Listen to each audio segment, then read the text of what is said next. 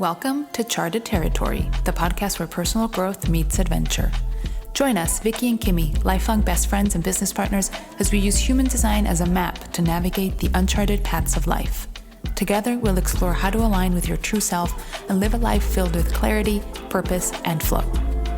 Whether you're feeling lost, curious, or ready for change, we're here to inspire, entertain, and guide you with practical insights, playful conversations, and plenty of laughs. Let the adventure begin. Welcome back to another episode of Charted Territory, a podcast about human design. My name is Kimmy. I'm a 6'2" emotional projector, and I'm joined by... I'm Viki, and I'm a 2/4 self-projector. And today we're going to do something a bit different. We are going to actually go through my human design chart. Now, you might be wondering, why are you doing this? But you'll be interested to know that I've actually never gotten a full human design chart reading by anyone, let alone Viki. Of course, Viki and I have known each other for many years, and we have had a lot of casual conversations about my design, and we've gone really deep on some aspects, of course, but I've never had a full on reading. So we thought, since that hasn't happened, that it would be fun to do it on the podcast. And this is a great opportunity for you, the listener, to see what a session could look like so you know what to expect and the kind of things that come up and what a reading entails. So I'm really excited about it. If you are listening to this on audio, I do recommend heading over to YouTube to watch this, especially if you're not super familiar with the terminology around human design, just because it could be a bit tricky for you to fully understand what we're talking about without seeing the visuals. However, you do you. It's obviously up to you. The link to the YouTube episode will be in the link of the description, so it'll be a nice and easy switch for you if you do feel like you want to go and check it out on YouTube. But if you want to stay here and listen to it on audio, of course you should feel free to do so. So let's jump right in. Viki, I'm so excited. Yeah, baby, I'm so excited too. Today's like your birthday. Yeah. Beautiful. I'm so excited Yeah. too because I've done this already a couple of times before with other clients, but we hadn't had the chance to go through yours. And so I'm really, really excited about this one, also because it's such a Yeah. beautiful one. Oh. Okay. Yeah, like I love all my human design readings, I always say that I love to see like that energetic potential in people. Hmm. But however, it's really, really nice when it's someone that you know and you can also comprehend to what extent like the things that you're seeing in the reading have to do with the person that you already know. So that's so beautiful. Yeah. Okay, so wonderful process there. Okay, so first things first, Kimi, you already know, but you are an emotional projector with a 6-2 profile, and we are gonna see Yes. throughout the presentation what that actually means. And the first thing that I always like is to make or come up with a personalized motto for my clients based on the energy that I've seen throughout their design and the reading and everything that I've seen. So your personalized motto in this particular case would be you are designed to be and express yourself while trusting your body to lead the way. Do you like it? Do you resonate with that? Wow. I need to think about it. No problem, that's normal. Yeah. If you're not already doing it, this is an invitation to do it. To think about it? No, like to be and express yourself and trusting your body to lead the way. We're gonna see Okay. why afterwards when Okay. we read your Yeah. centers. Yeah, I'm excited to hear why. Wonderful. Okay, so the first thing is here's your chart, like the blueprint, let's say. As you see, there's your chart or your blueprint, and you can see your energy. So one beautiful thing about you is that you have these two separate energy. bridges, let's say, or centers. The one that connects your spleen with your root and also your solar plexus, and then you have your throat connected to your yi. So that's your, let's say, like self-expression motor or energetic motor. And then on the other side of the design, you have your spleen connected to your root and connected to your solar plexus. So because the root is all about initiation and the pressure, like to move and initiate and everything, and the spleen is the center of like instinct and intuition and survival, and then solar plexus is the center of emotions and feelings and everything.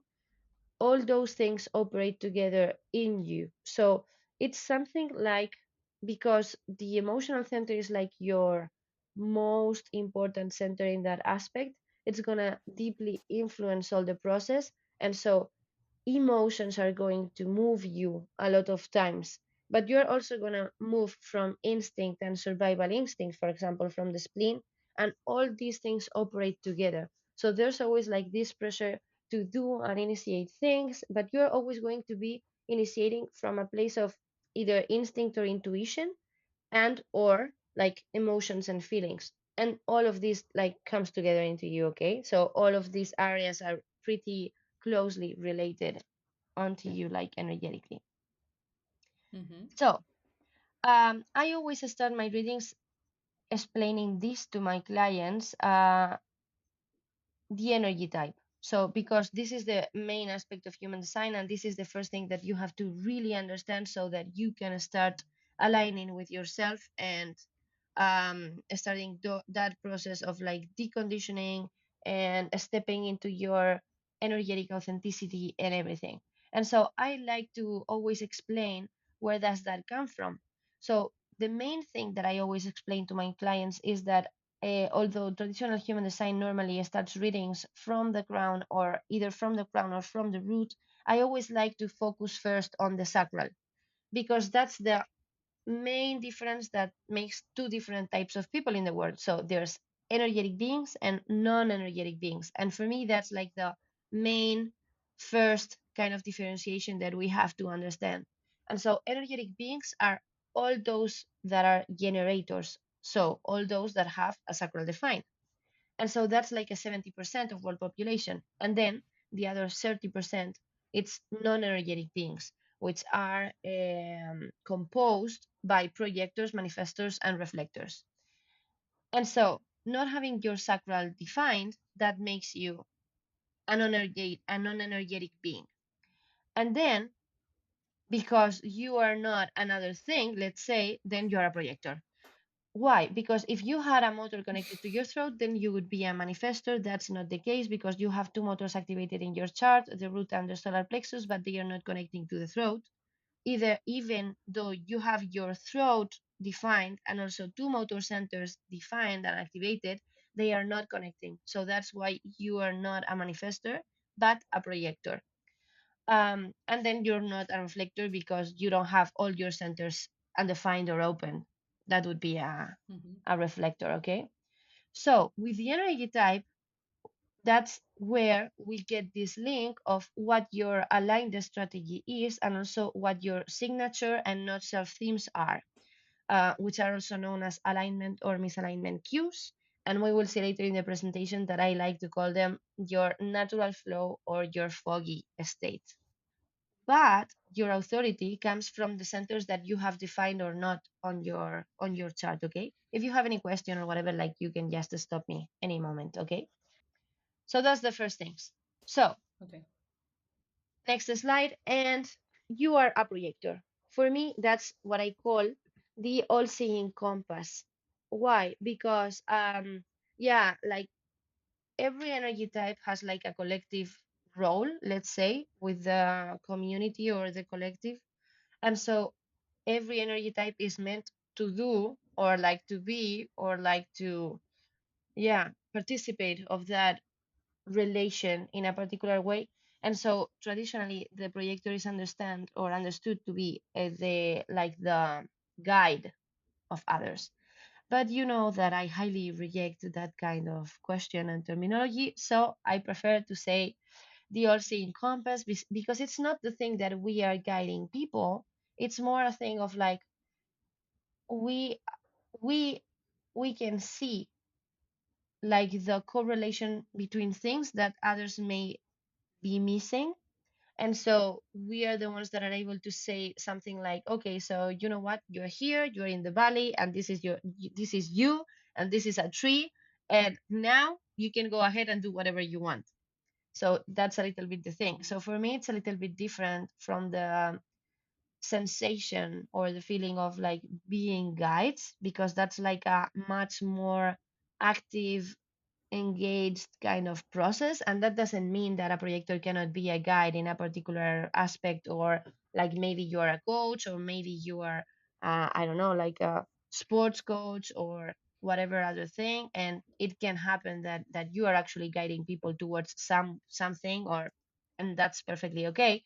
But what I mean is like that for me as a projector, I don't feel that much that the collective role it's guiding as much as showing and being there. So being able to accompany people in their processes, but I don't want you to take you somewhere. I prefer you to understand that you already have the lead and the inner guide of your own life. So that makes much more sense for me.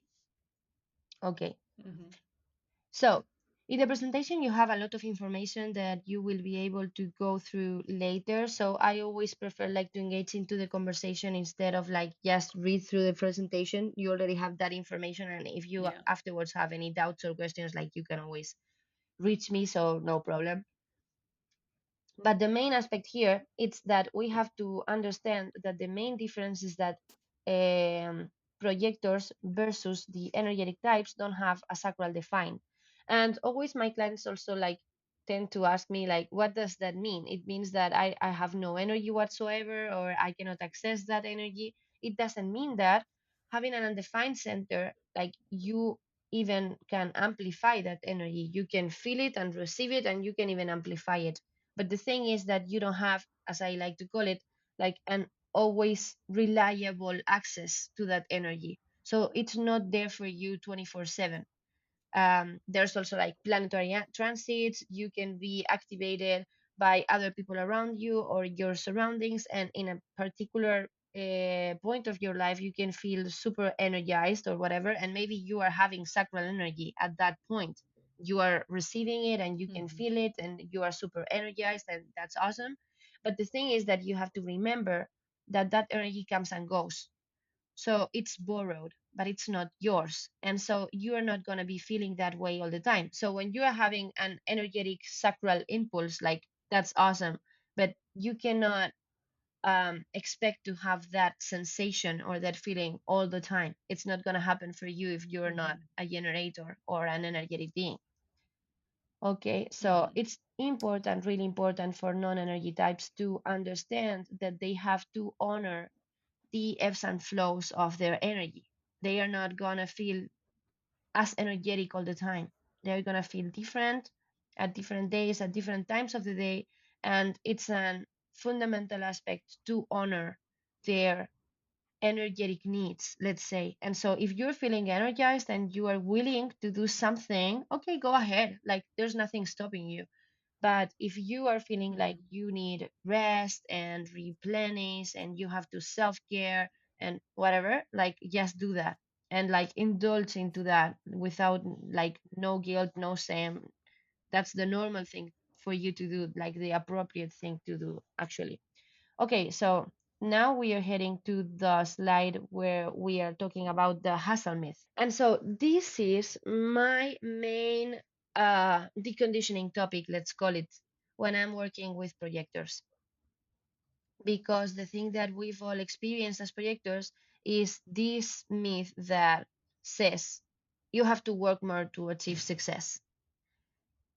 And so it's always about working more and doing more and work more, do more, work more, do more, work more, do more, and like go after things and pursue and do all these things. And so that is super nice, like wonderful, but it doesn't work for projectors. So little disclaimer here for our audience too, like there are things that may be super aligned for certain kind of person, and it's super good that that person follows through with that, but that's doesn't mean that it's like the appropriate thing to do for everyone and for everybody. Mhm. So Yeah. um the best kind of advice for another one can be the worst piece of advice for yourself if it's not aligned for you.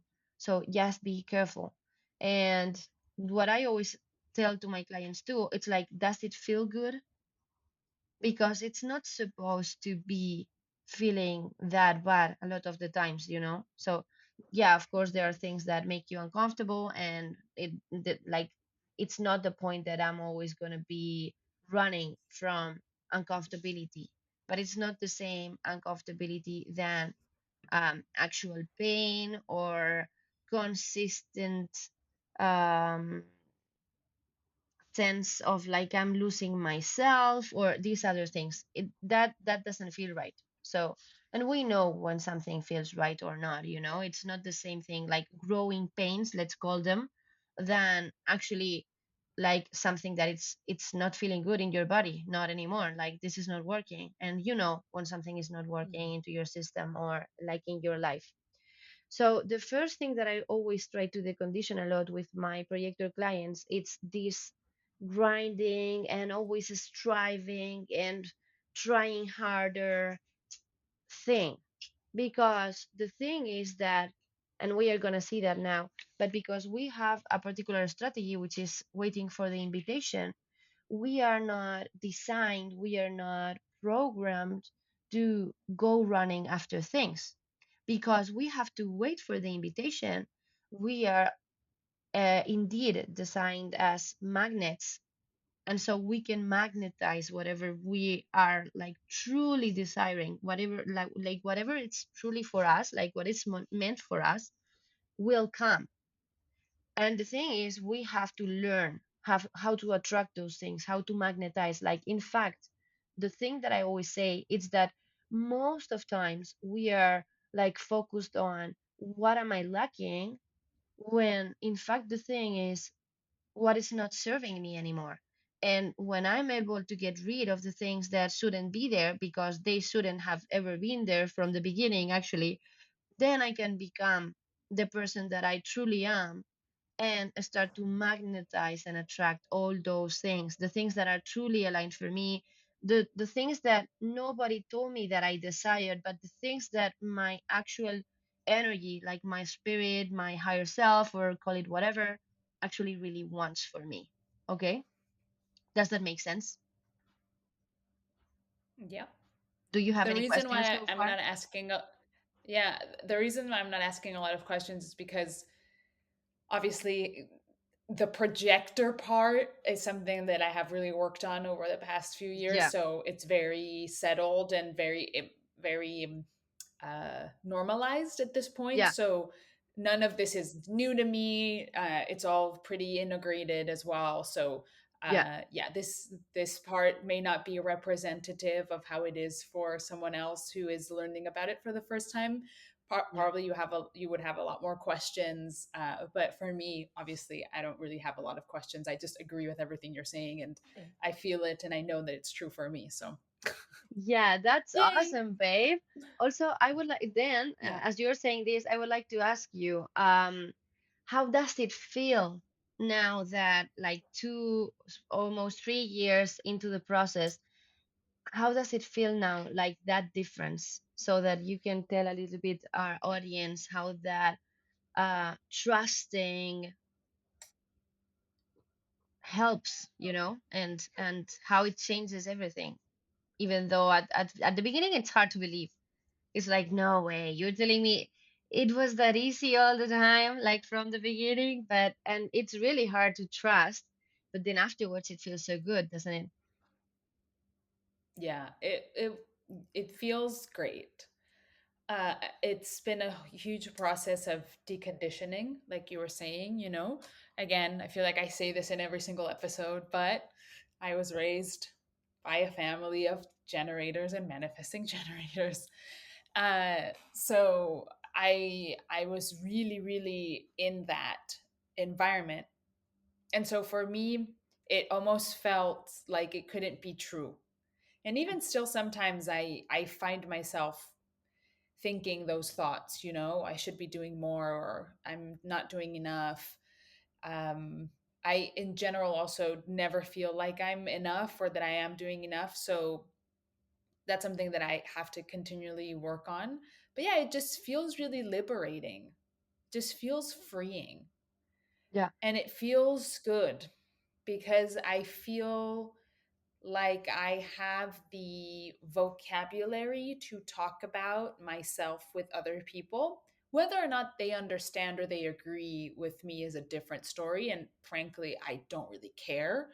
But I know my truth. I know myself. I know what works for me. And so I feel confident in yeah, that.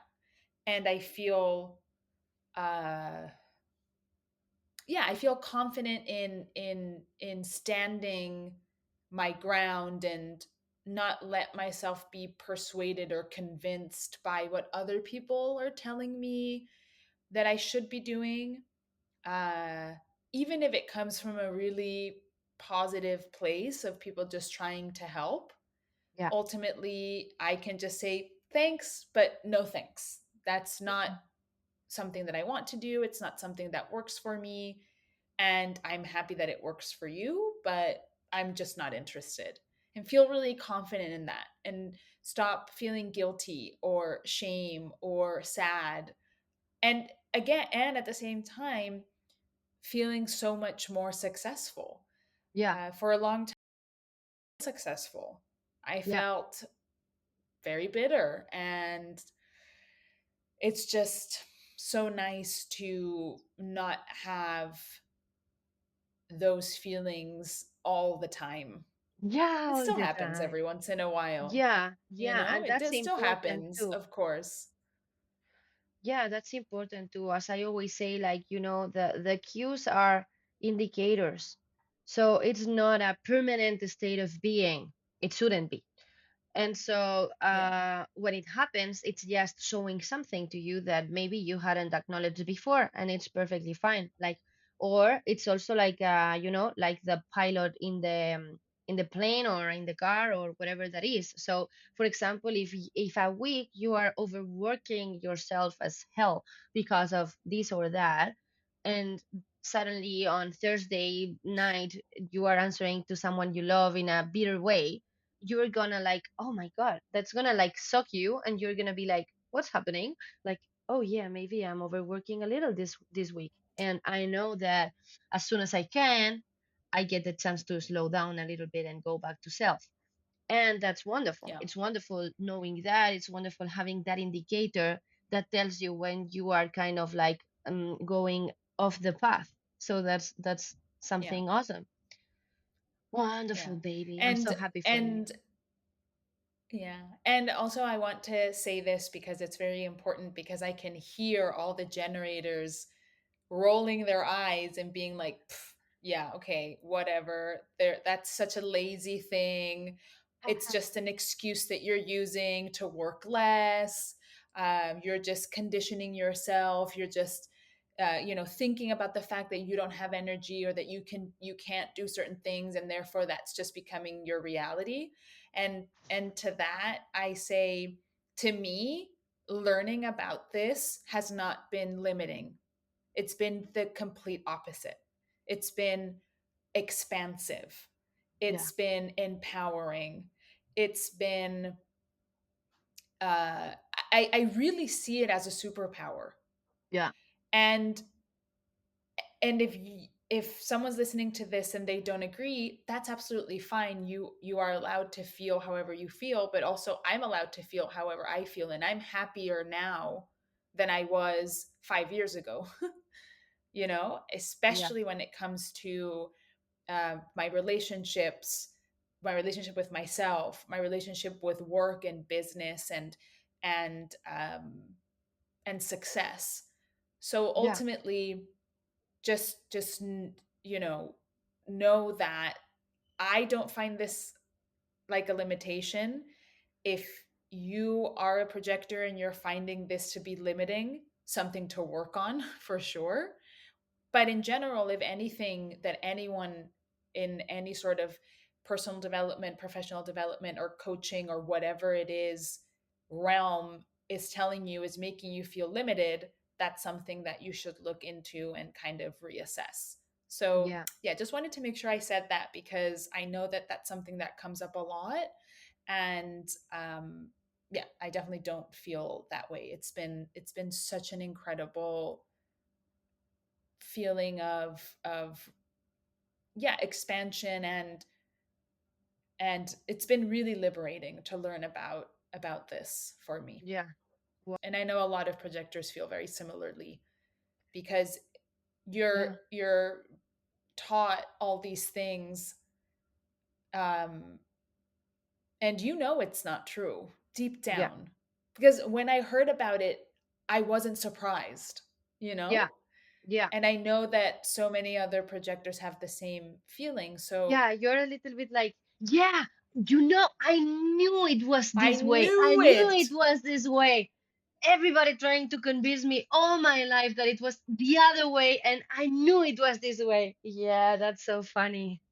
So, Yeah, so yeah, you know from the beginning because like as we already have that episode on overriding your design, and also mhm, the last episode where we were talking about like if your design is fixed in a way, like yeah. that does that mean that you cannot grow or you cannot change? And it doesn't mean that, isn't it? So yeah, you can be a projector not doing projectedness at all, like, but it feels awful. It doesn't feel right. It doesn't feel good. You are absolutely drained and exhausted. You are not connecting with your true desires. You feel like everything is much more difficult than it that than because like your energy inside of you knows that it shouldn't feel that hard and that bad, and it shouldn't feel that way. Even and I don't know if you have wondered this yourself a lot of times or not, but I wondered this myself like a lot. Like, if it requires this of me, am I willing to pay that price? Because I think I'm not. Like, Oh my I'd god. rather live I in mean, the middle of the forest. I mean, I don't think I've talked about this on the podcast, but I actually went to vet school, Yeah, right? I went to yeah, vet school for 5 years. It was something I wanted to do since I was a little kid.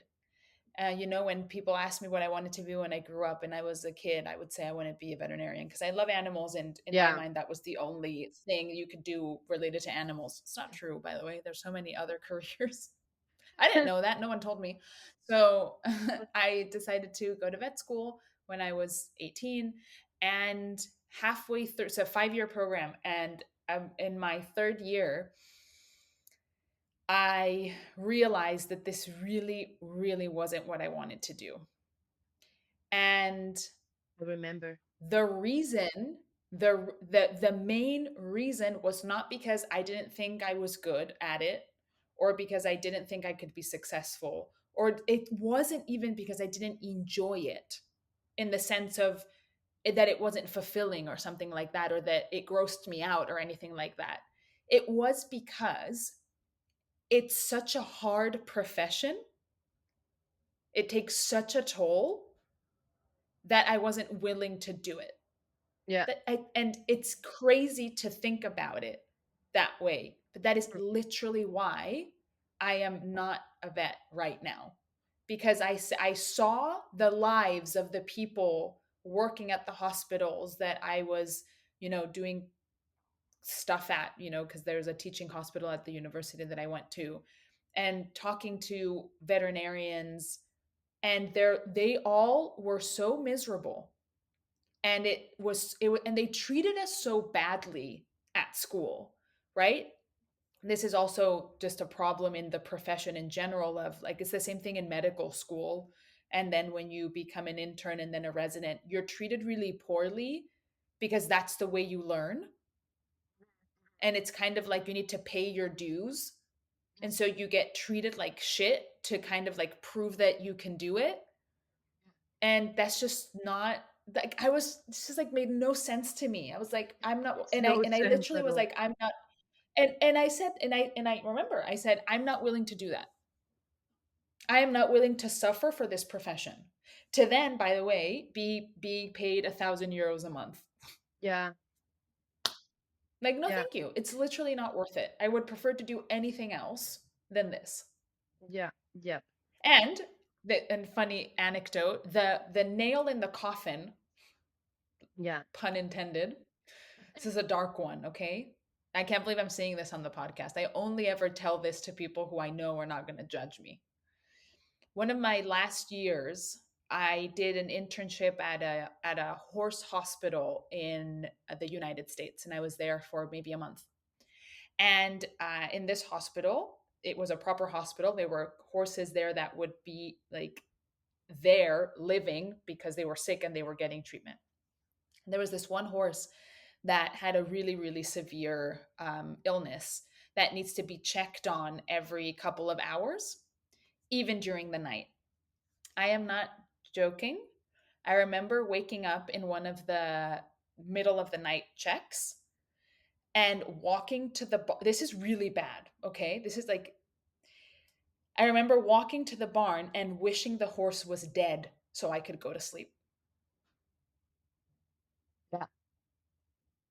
No, but I get it. That was the level. You know, like Yeah, that was I was like I hate this. Like I am not willing to sacrifice my life for this profession. And in that moment when I had that thought, that was really like I said the nail in the coffin in yeah, the sense of like wow, this profession is not for me. yeah, Right? Because there are people that do it. That there are so many doctors, so many professionals, veterinarians, nurses, et cetera, et cetera, et cetera, that do sacrifice everything to help others. yeah, And I just I can't. I yeah. can't. And you see, So that's yeah. the wonderful thing. Like, there are probably a lot of people that are doing that from a place of like, you somehow knew that you could do better in that particular sense. And having it happen like to all of us, that we've gone to a certain place, and let's not talk about like the ordinary things, because of course, like it's really, how would you say, I really don't like it when I reach a place and someone who's working there treats you poorly. Like, it's not my fault if Yeah. you are having a bad day or if you don't like your work. Like, I understand, but I am not at fault for that. And so you should be professional and be doing your work as as as it is, like, I don't know, like as it is meant to be. And if not, quit. And it's like, yeah, easy to say. Yeah, but I understand that if you are, I don't know, bitter because you are in a work that you dislike, uh, bienvenue, you are not the only one. You're not the only one. There's thousands of people in the world doing shitty things just to survive.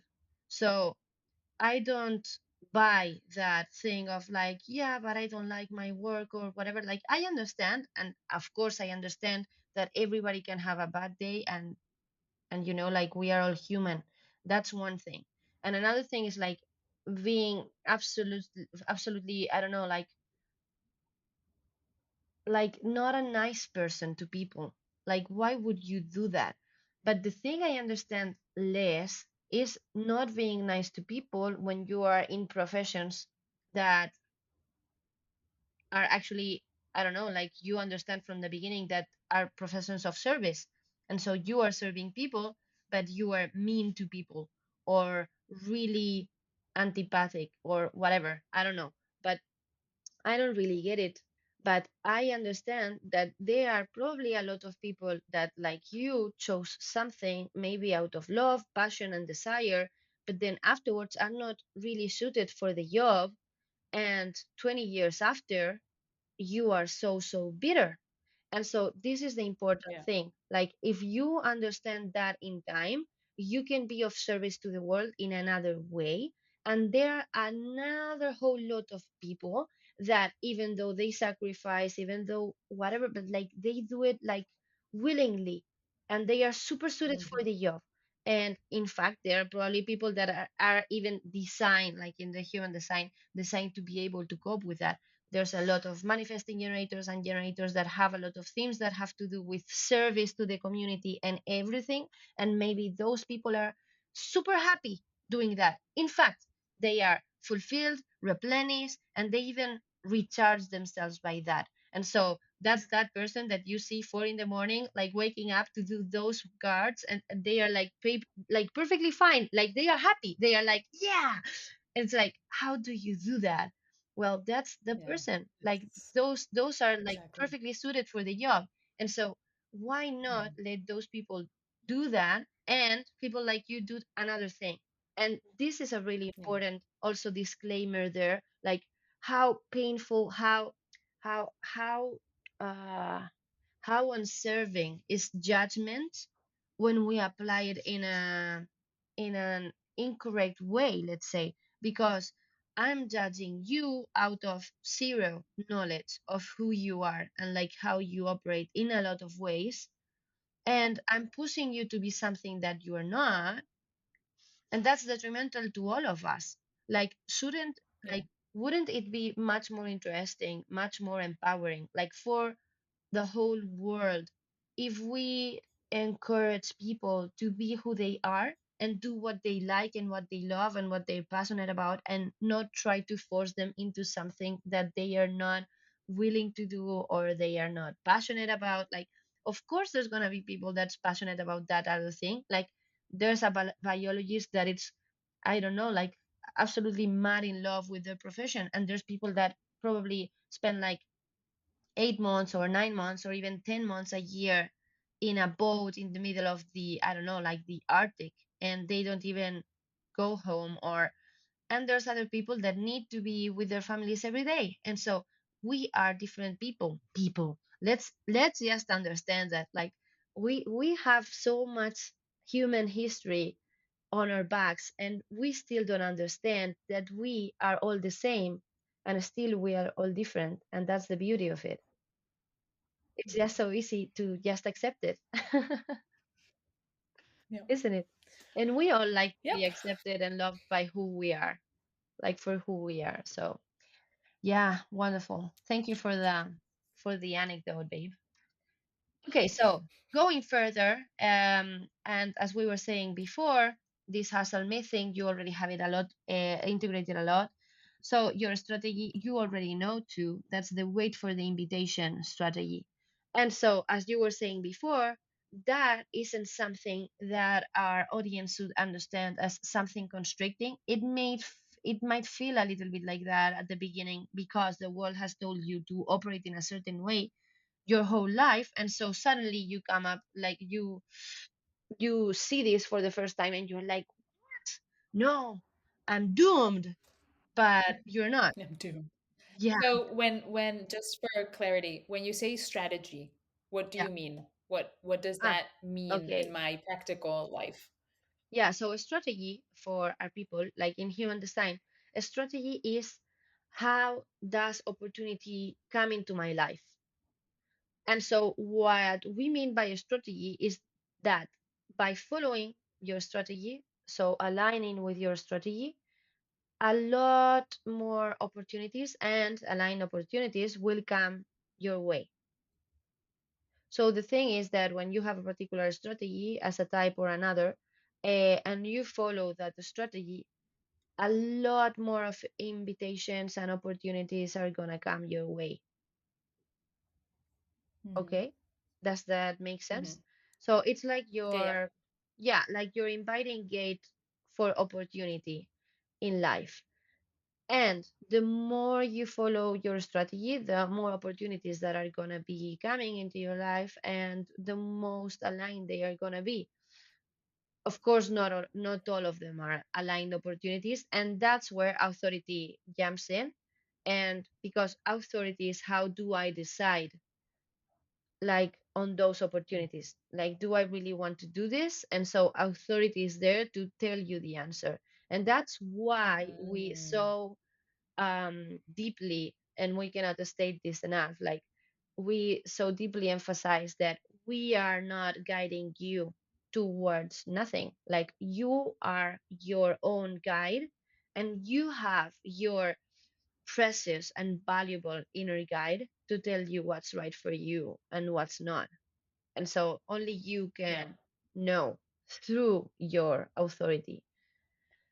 So wait for the invitation would be the align the strategy for Yeah. projectors. And yeah, yeah, question.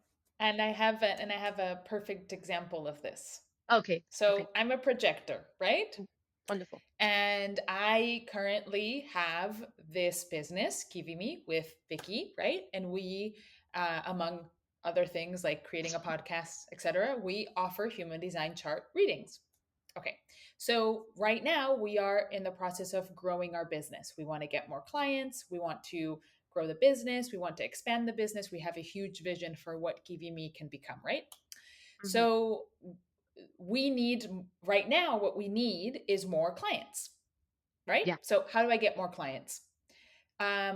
Well, there's like a lot of things I can do, but obviously the podcast is one, social media, meeting people, word of mouth, marketing, like traditional marketing or social media marketing, like Google ads, Facebook ads, Instagram ads, all those things, right? Okay. So um through Matt, who is my partner and a manifesting generator, I met someone who was really interested in organizing an event about human design, to share with her network about this new thing that was really exciting to her, right? Because I had talked to her at an event. She okay. This is how great, like this is how it works. So I'm at an event, right? And it's a networking event, and I am sat next to this person. And right at a networking event, what are you trying to do? You're trying to sell your stuff, right? So I'm a projector. I can't go and be like, "Hi, I'm Kimmy. Um, I have human design. You need human design. Here, have my card. Hi, I'm Kimmy. Human design. You need human design." Right? I yeah, I can't do that. So what do? I sit back and I listen to the conversations that are happening around me, and I wait for people to ask me about myself, about me. I don't push, I don't try and talk to everyone and tell them about what I'm doing. I wait for them to ask me. And so this girl, she was sitting next to me, and we were having a conversation with a group of people. And she was like, "Oh, and what about you, Kimmy? Matt told me about this thing you're doing with this human design thing. Tell us more about that." Great. So I explain a bit about human design, that's an invitation. right? Exactly. And I explain a bit, Yeah, and I keep waiting for more questions. yeah, Oh, so what does this mean, and that, and oh, what am I? And Matt told me I'm this, so what does that mean? And I'm just there, and I'm just answering the questions. Okay. yeah, And I'm at this point, there's been no mention of sessions, there's been no anything, right? yeah, And so days go by. So the event ends. I haven't sold anything, right? I've yeah, literally sold zero, no, zero clients have yeah, happened. yeah. And Your clients a have few a- days, you know what I mean? Like Yeah, you would think that was a failure. yeah, You yeah. would Or think, a right? complete loss of time. Yeah, right? Okay. And so a few Traditionally, days let's later, state that. yeah, yeah. A few days later, I'm at a coffee place with Matt and this girl. Um, well, sorry, no, no, no. This girl, a few days later, messages Matt and is like, "I'm really, really into this human design thing. I went down a rabbit hole. I started researching about it. I think it's so interesting, and this and that, and this and that. I really, really want to learn more about it. I want to create an event for my friends and family, or my friends mostly, who I Mhm. think would also be really, really interested." And Matt's like, "Great, talk to Kimmy. I can't help you. She's the human design person. Like, if you want to do something, you should talk to her." And By the so way, we meet up at probably a coffee place. probably a line one there. Like actually, I think I actually know the person you're talking about, and I'm almost sure that Yes. she has a line one. So that rabbit hole is that line one. Yes, Yeah. exactly. And so we meet at a coffee place and we start talking about this event, and what it's going to look like and what are we going to do and who are we inviting and what's the dynamic going to be. And like, to be honest, making an event about human design is tough, right? Because it is so personalized that talking about it generally is difficult. Like, Yeah, even true. now you're probably listening to this and you're like, wow, I'm not relating to any of this because you're not me. Right? Like, this is me. And unless you just happen to be a projector up until this point, none of this has been interesting to you. And if you're Totally. still here, congrats. Thanks for listening. But that's why we were like really thinking about how we can make this an interesting and engaging workshop for someone that doesn't know anything about human design, and also considering that we can't do one-on-one sessions with 15 people in an hour or even 2 hours. Sessions with Viki are up to 2 hours long. So, and she spends hours beforehand looking at your chart, writing her notes, coming up with conclusions, right? So it's just not something that is like very mm, It's not conducive. industrial, it's let's it's say. it's it's It's not a ideal. craft. Yeah, it's not. Yeah, it's You a cannot be like workshop about human producing design. parts. Yeah, yeah. Yeah, exactly. So yeah, it was really really cool, right? And so I told her, great, like, I'm in, I love the plan. You are the one that you want to do this for your network, so you're the one that's going to invite people to this event, and I am supporting more on like the workshop side, and me and Vicky, right? Great. And so the idea behind this workshop was obviously to introduce human design to this person's network, but obviously to get clients, right? Oh, that's the way I see it. And I know that's the way she was seeing it as well. Like, if then they enjoy whatever they're hearing and they then want to book a session, great, right? And so look at the way around that I need to do to get a client, because I Yeah. need to wait for the invitation. Because even if she, listen to this, even if she has a group of people that she knows would be interested to get to learn, even just learn more about human design. Even if she were to give me the contact details of those people and I called them and I said, "Hey, this person told me that you're interested in human design. Would you be interested in getting on a discovery call with Vicky?" Guess what? That Yeah. still wouldn't work, Yeah. because Yeah. those people did not invite me to contact them in any way. Like, that's not an invitation. But if they come to an event Yeah. and they are interested, then that's when I can call them, WhatsApp them, email them, and say, "Hey, thanks for coming to the event. If you found it interested, feel free to book a call with Vicky, either a discovery call or an activation session."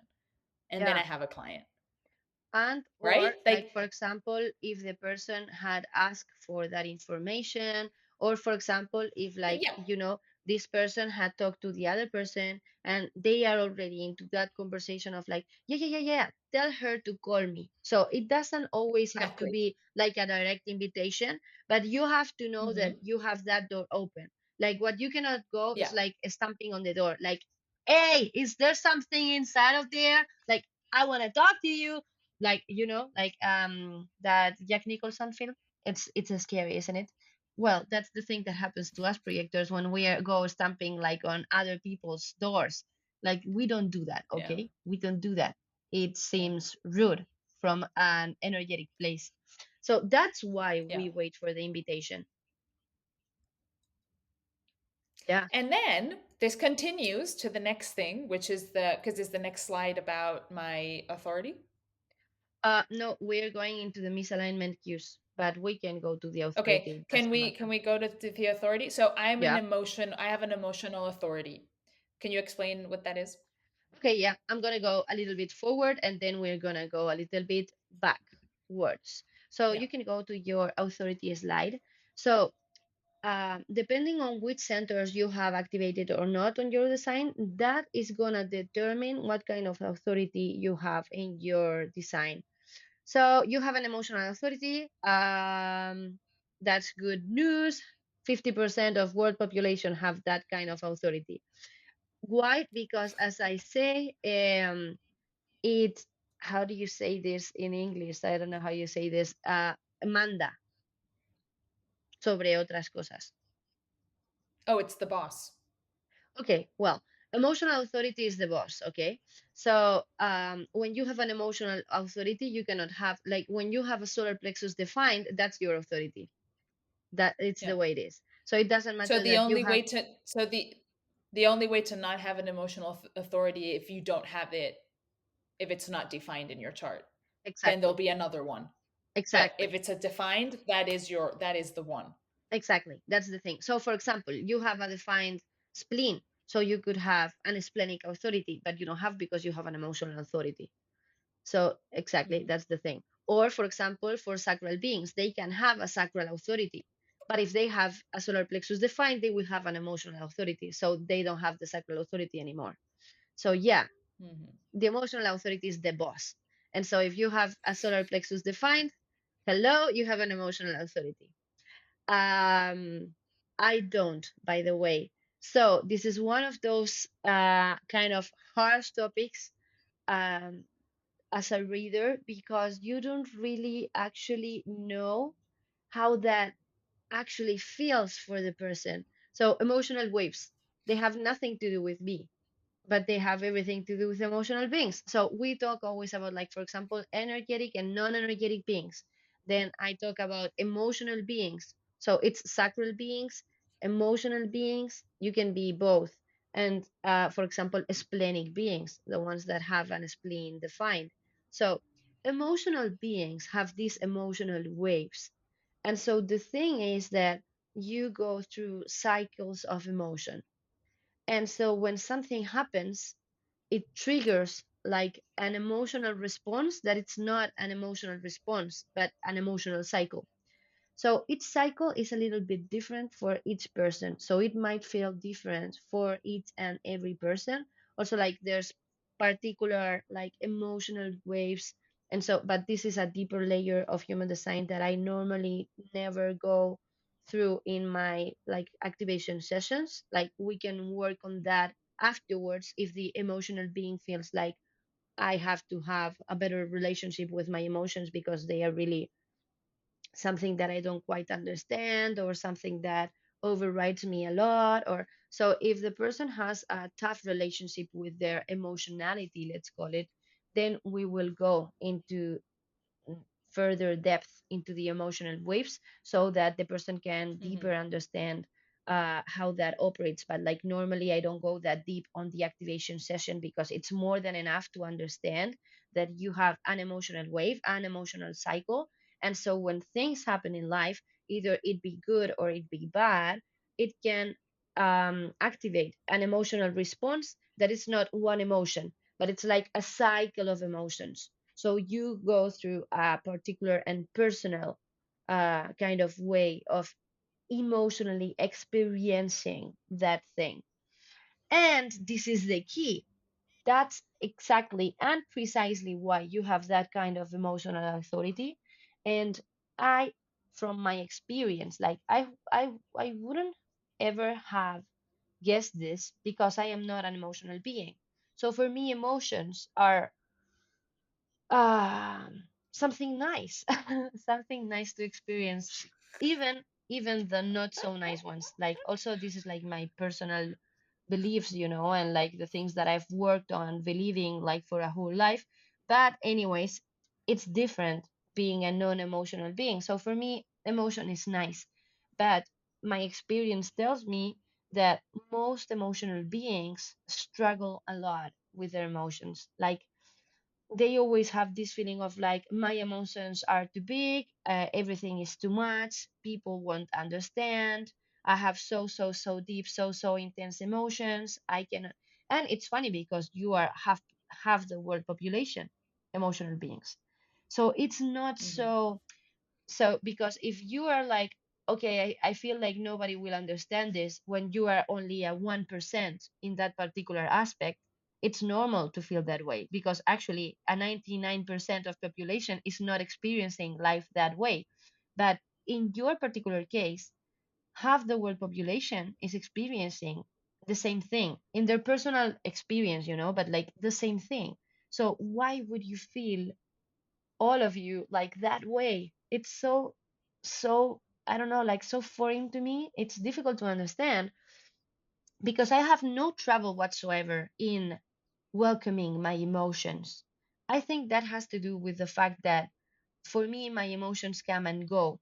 Also for you, because it's a cycle. So you are not always experiencing the same thing, but it's different. So I think that you sometimes feel like so emotionally overwhelmed by the intensity of always be in a cycle and feeling that emotions all the Yeah. time, that it's like, I'm so I think, tired of feeling things and emotions.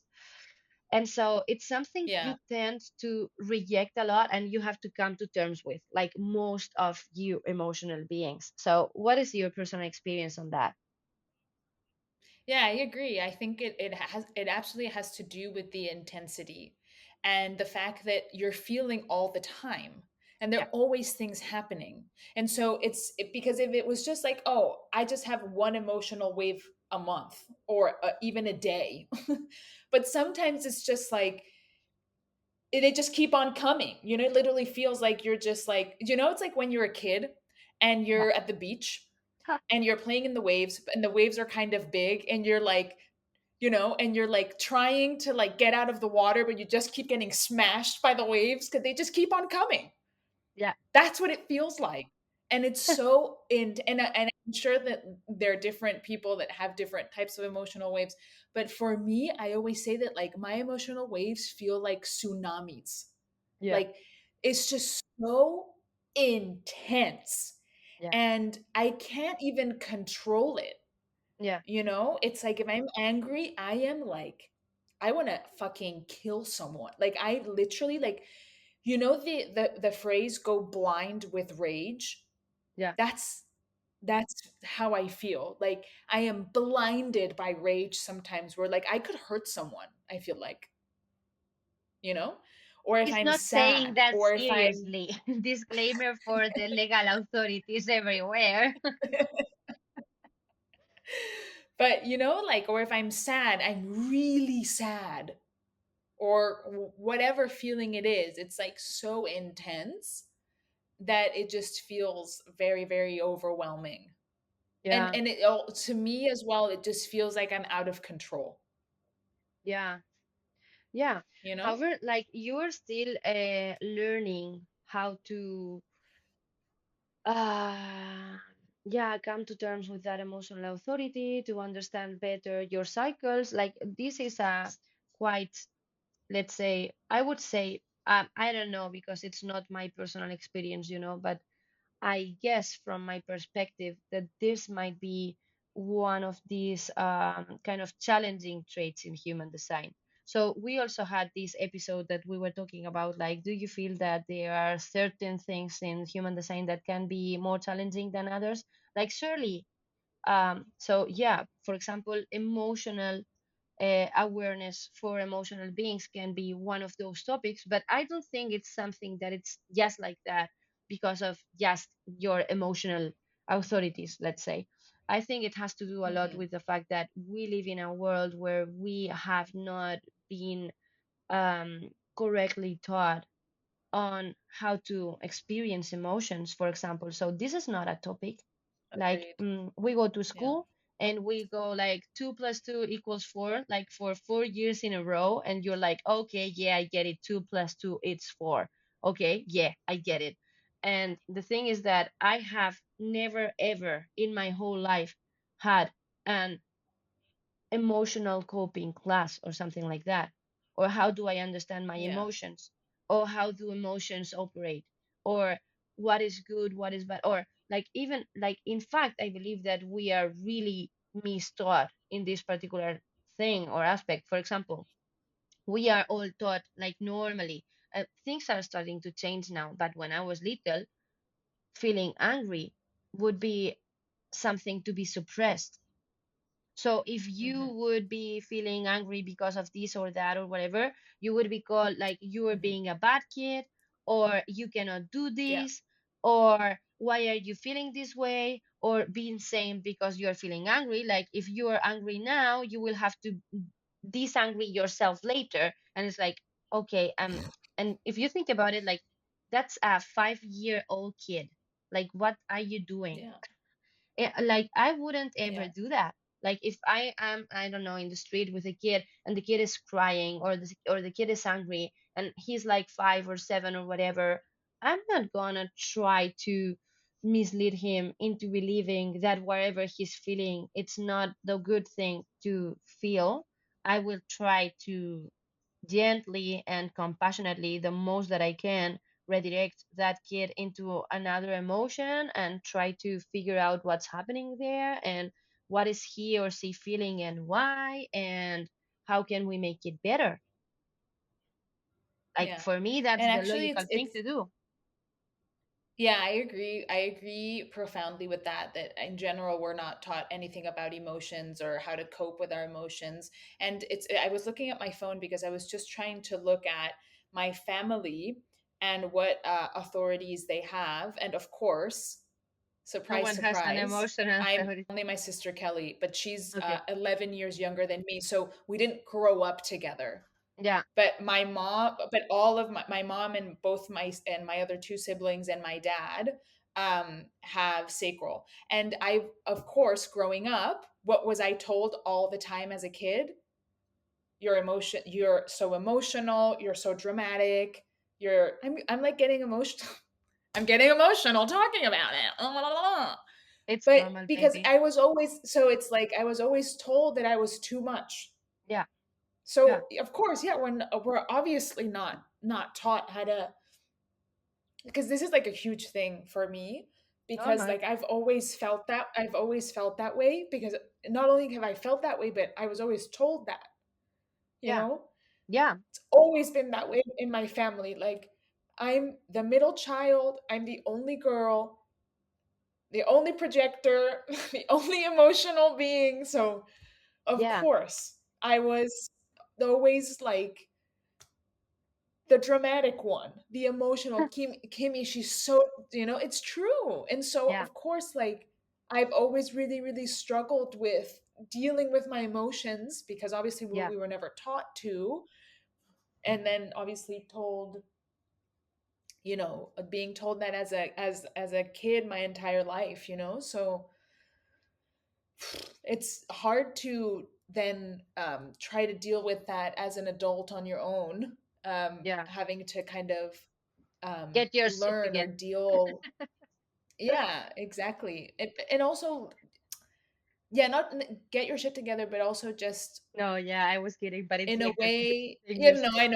I know, but yeah, but it's a process. It's a Yeah. process that I've started, in the last, what, 4 or 5 years. And Yeah. I'm, turning 34 next month. So Yeah. that's so many, many, many, many years of conditioning that needs to now change. And fortunately, I have so much time ahead of me, and I feel really, really supported by Matt. Thankfully, he is an emotional being. Thank God. Yeah. Um, Yeah. thank God. And he's really, really good at validating my feelings and telling me that it's okay. And he's really, really good. So I feel like Matt, it's just been such an incredible relationship, and it will continue to be, because I feel like he's healed a lot of things in me. He's helped me Yeah. overcome so many things from my childhood. And look, don't get me wrong, I had an incredible childhood. I have an amazing family. My mom is literally my hero. I love her like more than life itself. And I love all of my siblings. And I have a very big extended family, because my mom remarried twice. And so I have stepbrothers, and it's like a big thing, right? I have a big family, and I love them all so much. um, but Matt has really, really supported me in ways that I really needed. Yeah. And it's been so nice to Yeah, have that's him. wonderful. Like, yeah. Yeah. Yeah, So and that's an anyway, going important back thing to, to notice to like sometimes people don't mean bad, but yeah, of no, course we no, cannot I, know of course not. everything. And so because we don't know everything, sometimes we don't do the right thing. And also, and this is really important, and this is sometimes difficult to understand, like you can have an amazing life, a really amazing life, a really amazing childhood, and it doesn't matter that it doesn't mean that it was easy. So Yeah, depending on how you are and who you are and how you experience life and how you internalize things and how you, yeah, like that can change a lot your life experience. And it doesn't mean that it's yeah, bad because it's hard, but the thing that it's hard is still there. Or it was hard yeah, anyways. It was hard dealing with all these things and not knowing what was happening, or how you, like why you were this way, or like, yeah, like does it only happen to me, and all these things, it's not yeah, easy, even though life is good yeah. anyways. Yeah, and to be honest, I this is something, for example, that is coming up now because I'd never thought of looking at, what is the authority of the people in my immediate family who I grew up with. Yeah, And looking at it now, I was like, "Oh, well, that makes sense." yeah, Of course, none of them could relate to me or yeah, understand where I was coming from or why I was being this way. They had no awareness of that. I had no awareness of that. But now, knowing that, I can I can think about my childhood and look at that little girl and say it's okay. And it doesn't yeah, change what happens, but I can understand why it happened and I can now, when I am around my family, just the same as being a projector and how that helps in understanding yourself and then being more yourself. I can now be okay with being emotional compared to them. yeah, And it can, I can stop feeling bad about the fact that not that I have more emotions than them, that's not true, but that I express them differently or that I experience them differently than them. And yeah, that's powerful yeah, because I could continue to hold that resentment to yeah, them for treating me that way, or I can just say, hey, they were doing the best they could. And like you said, for you, it's hard to relate to someone with an emotional authority because you don't have it. So they felt the same way. So I can now empathize with that and let it go and say, it's okay, you know? yeah. And it's not a, it's, in a way it is forgiveness, but in a way it's just kind of like Understanding. knowing that two things can be true at the same time.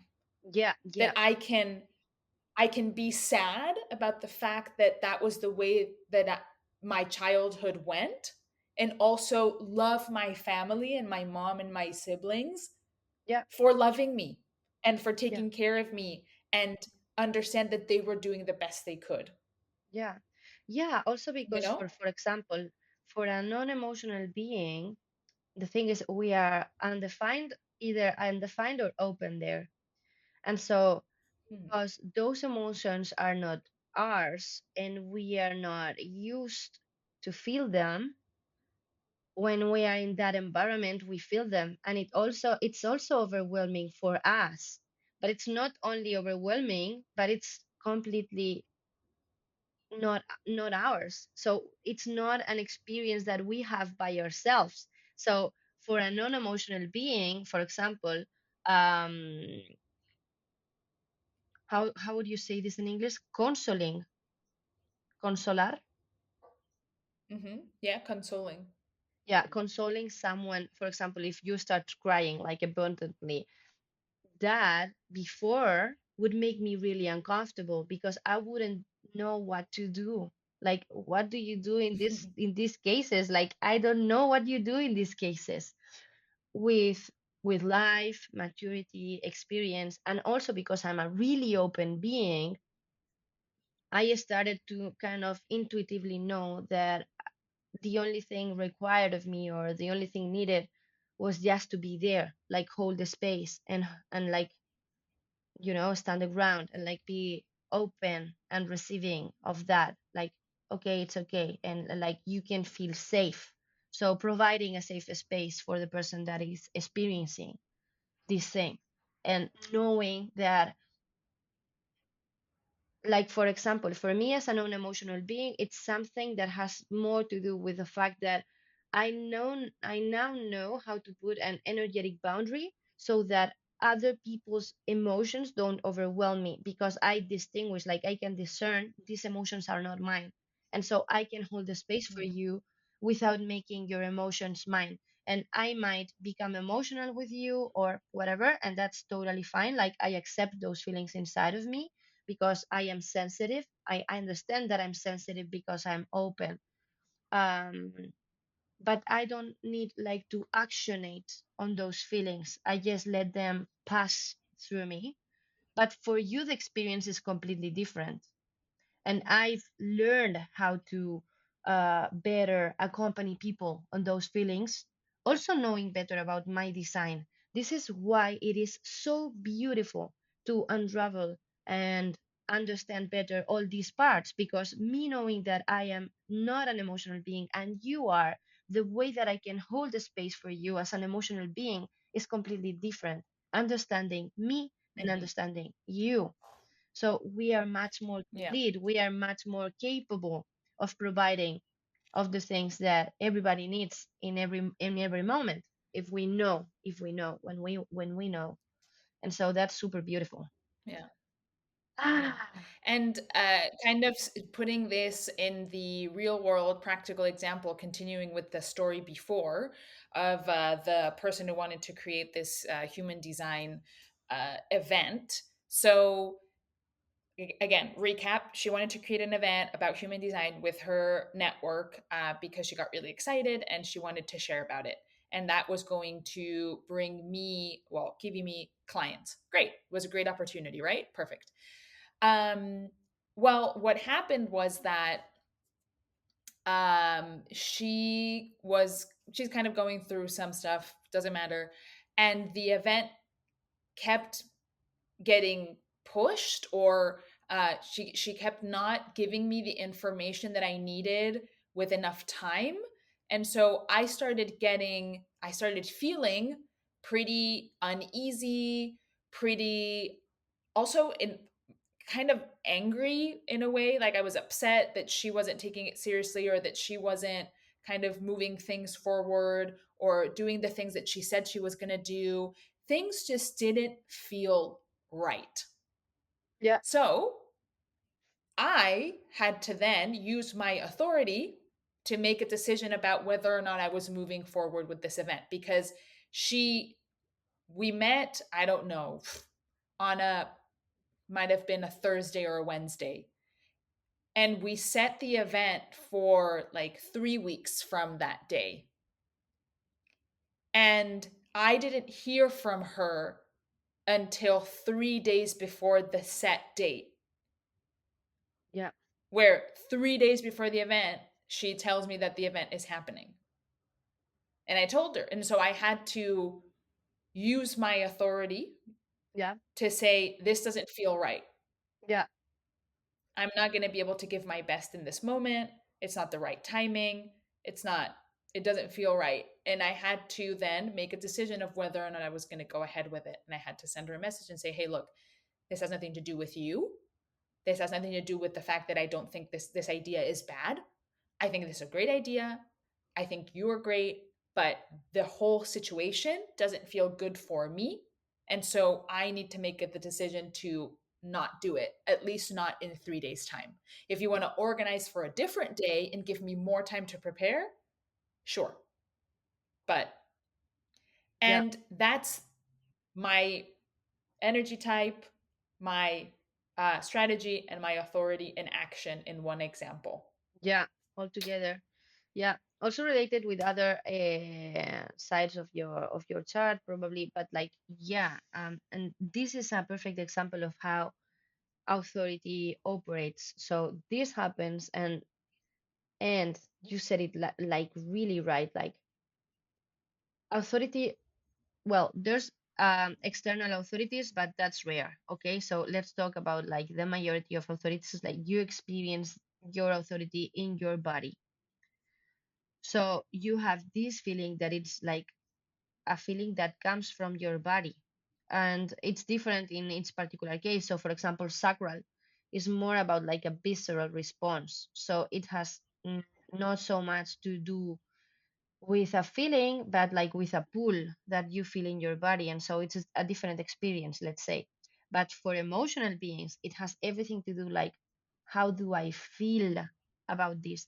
Also, and this is a really important cue for emotional beings, it's always said, for an emotional being, there's no truth in the now, because what Hmm. you might be feeling now, it's not what you might be feeling in 30 minutes time or 1 hour time or 2 days Yeah. time. And actually I absolutely had that emotional wave, right? Because as the weeks went on, between the time that we set the date and the date, I just assumed it wasn't happening. And also, like, we were in communication. It's not like it was radio silence, right? But it just kept not happening. It kept not like Falling into uh place, not falling coming into place. together. Exactly, you know? Exactly. And so I just assumed it wasn't going to happen, that we would end up pushing it, and there was like different conversations about where we're going to have it, and then she like changed the day from one this to another. It was just very chaotic, right? And so like, especially that week the event was supposed to happen on a Saturday, then it got pushed to the Wednesday, you know? And so in all of this, I had my emotional wave of feeling like overwhelmed, and then feeling angry and kind of upset at her for not communicating better, and kind of like also feeling a bit sad, because I didn't want to make her feel bad. You know, I had all these emotions, and then like I let it just sit for a moment, and then after that, after having that emotional wave and feeling everything all at once, is when I was like, okay, yeah, I need to just tell her that I'm not in for this particular day that she Yeah, wants to do it. um and yeah, in another world, and a few years ago, I would have just done it anyway, because I'm a yeah, people pleaser. So I have a tendency to do things for others, even though it's not good for me. But I'm getting much better at that. So I was just like, no, this doesn't feel right. I don't want to do it. I don't think it's going to go well.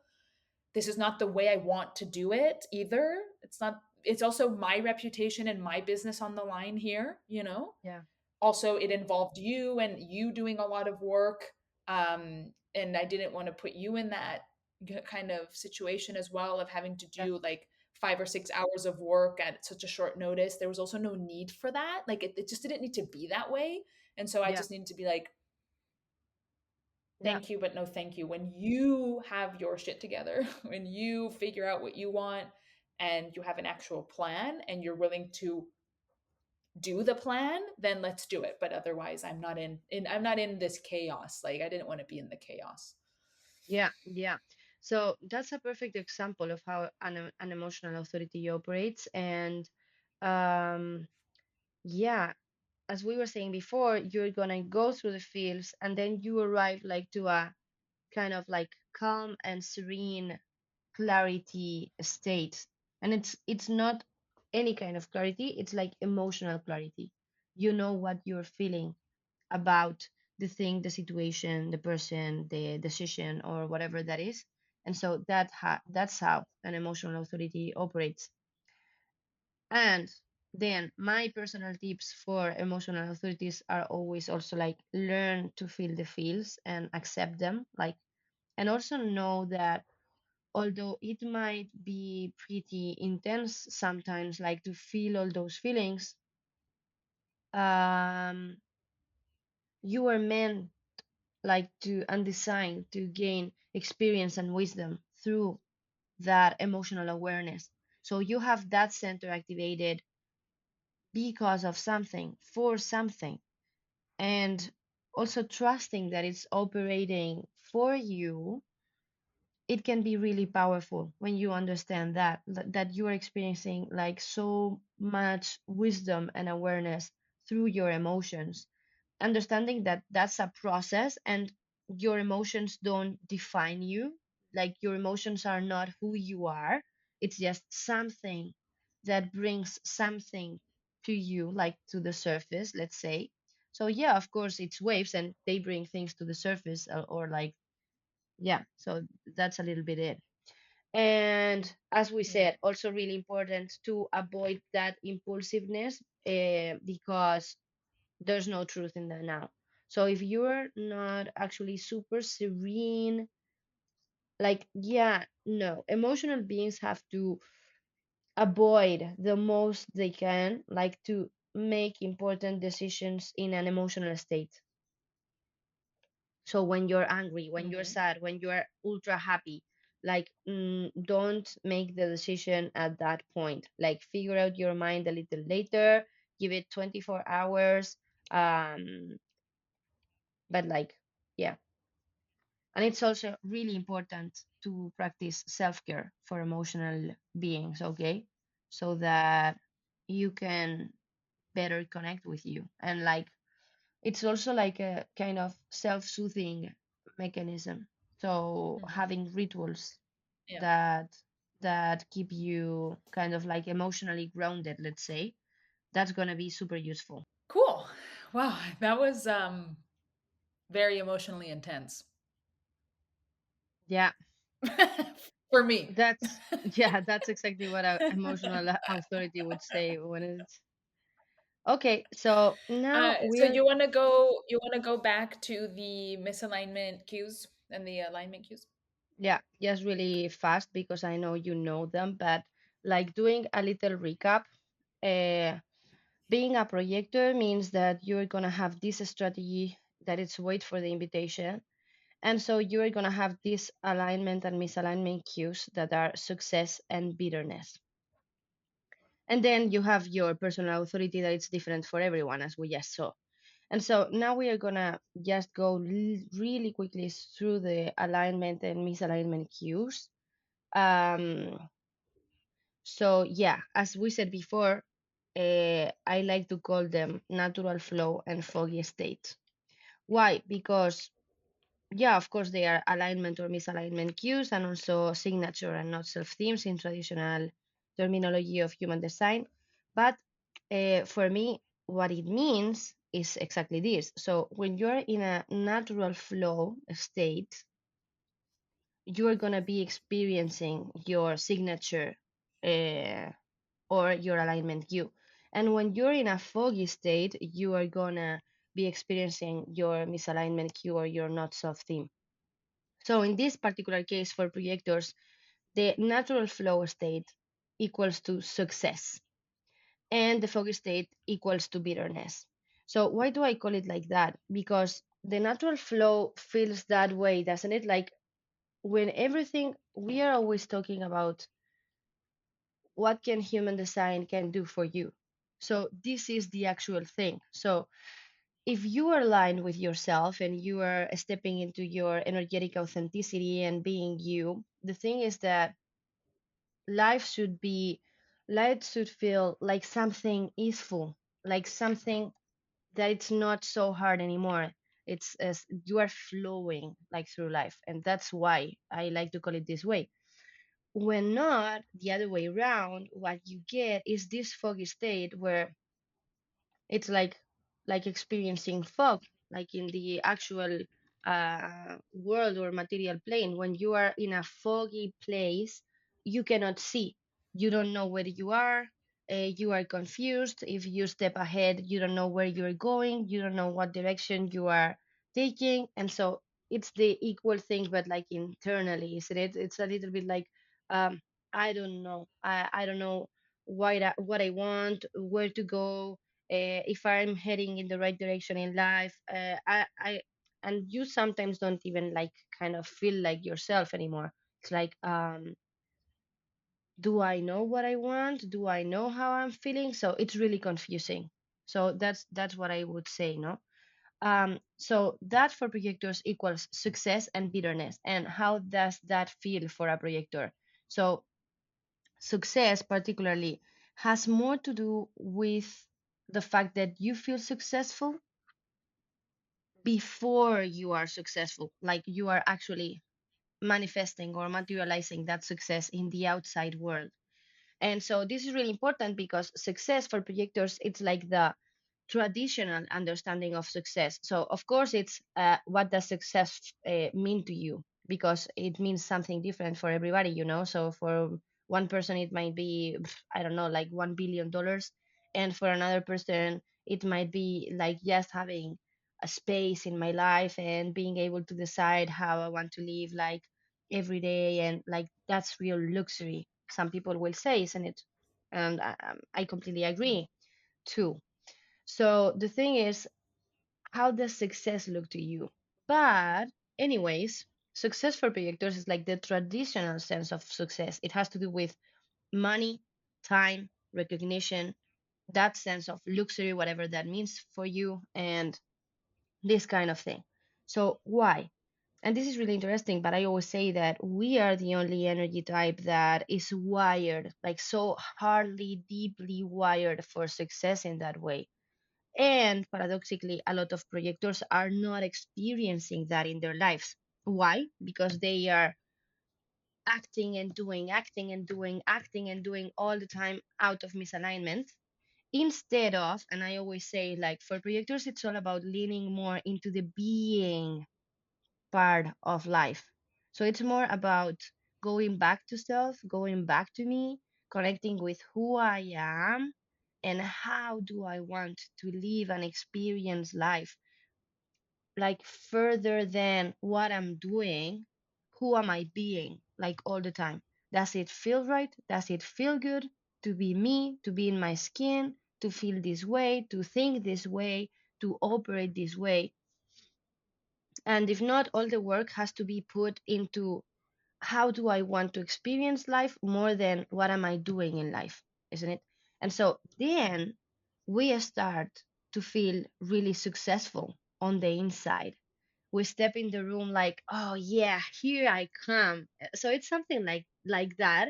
And it's somehow, it's a little bit like feeling a little bit divine, isn't it? Or connected to divinity, or call it whatever. But it's, or like a rock star. It doesn't matter. The thing is that you are like on the top of your power and you feel that way. Like you feel powerful, you feel successful, like you got it, babe. And you know everything's gonna be fine. Why? Because when we are stepping into that, is that when we are feeling that way, we are in our authentic energetic being. And then we become these magnets that we are, and we start attracting everything. And so there's where I say, like, the magic happens, because you're like, you don't, you just desire and things happen. It's like, oh, I would want a coffee. And so someone is going to appear like, oh, I brought you a coffee. And you're like, no way. And it is that way. It is that hard. Like, yeah, it's really that hard. Do you have examples of things like that? For example? Mm, I can't say that. Well, that's not true. That's not true. I do. Yeah. I do. And actually with money Okay. specifically. Um uh last year I we were in the process of moving to Dubai, and we had to pay a lot of things in advance. So a lot of a lot of money was going out, right? But there was not a lot of it, or not enough coming in, right? And I was feeling really stressed about it. And I had to pay my taxes and my credit card within a few days of each other. And I was looking at my bank account, and I didn't have the money. And I was really stressed, right? Um, and then a couple things happened where I just had the money. Like this one account that I'd had for years, all of a sudden was Yeah. like available, and I could transfer the money, and I'm not joking, it was the exact amount, almost to the euro. It wasn't Yeah. exactly, it was a bit more than I needed, but it was crazy. It was like the exact amount that I needed just kind of like appeared out of nowhere in a way. Yeah, I Yeah. remember that episode, and actually, the thing, it was really funny there that, and this is also paradoxically happening a lot of times in life. Like you are asking for something. So, for example, I don't know, like abundance or like financial success or whatever. And so, what is going to come in first is normally the struggle or like the uh, paying price side. Hmm. So, you gotta go Hmm. through that first. And when you trust and when you surrender, instead of entering into this fighting kind of and battling kind of mode, when you trust and Hmm. surrender, suddenly things happen. And it's like, wow, Yeah. amazing. Yeah. It was crazy.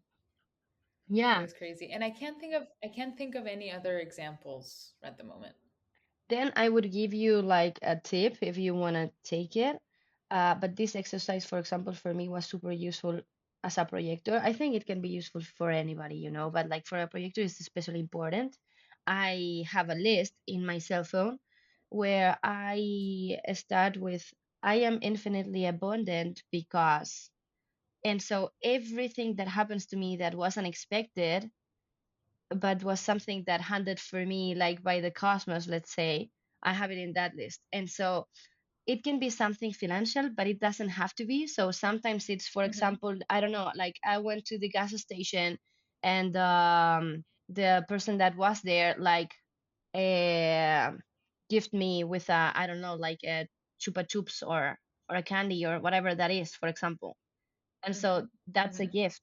And I did nothing, but the world handed me something, and so I'm grateful for that, because the world is Yeah. constantly proving me that I have so much abundance and I'm like so open to receive. And so I try to remind myself of how powerful I am in that sense with every little thing that happens. It doesn't matter if it's bigger or Yeah. smaller. The thing is that these things happen a lot. I have also always a super stupid example that I like to put, that I was this day with some friends having lunch, and we were engaging into a super nice conversation that I was really enjoying at the point. But I had my coffee, but I don't like to use sugar in my coffee. I normally use stevia, and so when I'm outside home, if they don't have stevia, like I prefer sweetener or whatever, because I if not I would have like gigantic amounts of sugar because I like it really sweet. And so I was thinking, ah, I should go up and get some sweetener. And while I was engaging into that conversation and feeling myself and like doing my thing, then someone uh like went back to the table and was like, you know what? I brought you sweetener. And normally people will hand you like one little packet, and I normally use two, but the person brought me like two exact packages of sweetener at the point. And I was like, oh my god, like I really manifested that, because I was truly decided, but I had not raised a word, like I hadn't even asked for it out loud. It just happened. And it's like, yeah, yeah, baby. So see, that's a super stupid example, but it's a perfect example of how that thing operates. When you are flowing and you are being yourself and doing the thing that you love and feeling how you should feel, just trust that you are gonna be handed everything you need, everything you need, everything you desire, everything you may need. That's amazingly powerful for projectors Yeah. specifically, like for everyone, but for projectors specifically.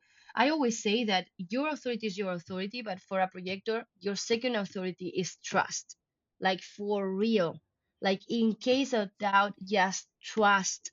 And that's amazingly powerful and expansive.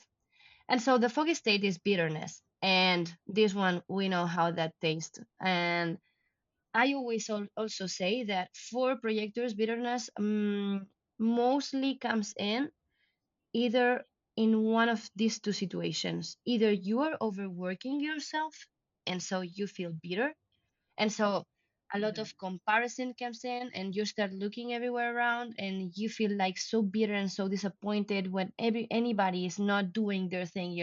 And it's a little bit like, why can't you keep up with your things? Like, why can't you do the thing that it's supposed to be done by you? And if you look at it closely, most of the times it's like you feel that way, and you are like, normally you wouldn't care. Like, you could hand, don't know, like a piece of advice or whatever, but you wouldn't care if someone is doing their part of not or not. You care because you're doing too much. So do less. And the other situation is normally when you don't feel like you are being recognized and valued and seen as you should, because we internally know how worthy we are. And so when we don't feel that we are being recognized or valued on the value that we really feel we have, that feels really bad. And so there are a lot of things that come in. Like, are you waiting for the invitation properly? Or are you trying to push people to invite you? Or are you pushing invitations into people? Like, actually, um, because that's a cue for correction. That's number one. And then another, it's like sometimes we keep up with environments, and environments, I mean people, that are not actually right for us. Like, they don't look at us the way that we deserve, and they don't treat us the way that we deserve. And then I would suggest, like, just take yourself out of that space. If you're not being valued, if you're not being invited, that's not your actual environment. That's not the right environment for you. So you should be cherished by the people that love you and valued in what you are. So wait for the invitation, and then see if people actually value you in the value that you have. So that's super important. And another super useful tip that helped me a lot understanding what the waiting for the invitation means when it has to do with other people. It's like, um, projectors, we have penetrating auras, because the thing is that when we are a different energy type, we have different kind of auras. So for example, generators have auras that are open and enveloping. That's why they are so warm and everybody wants to be around, because they are like the sun, and everybody wants to be around the sun. We are having a good time, it feels warm, it feels lively, life force.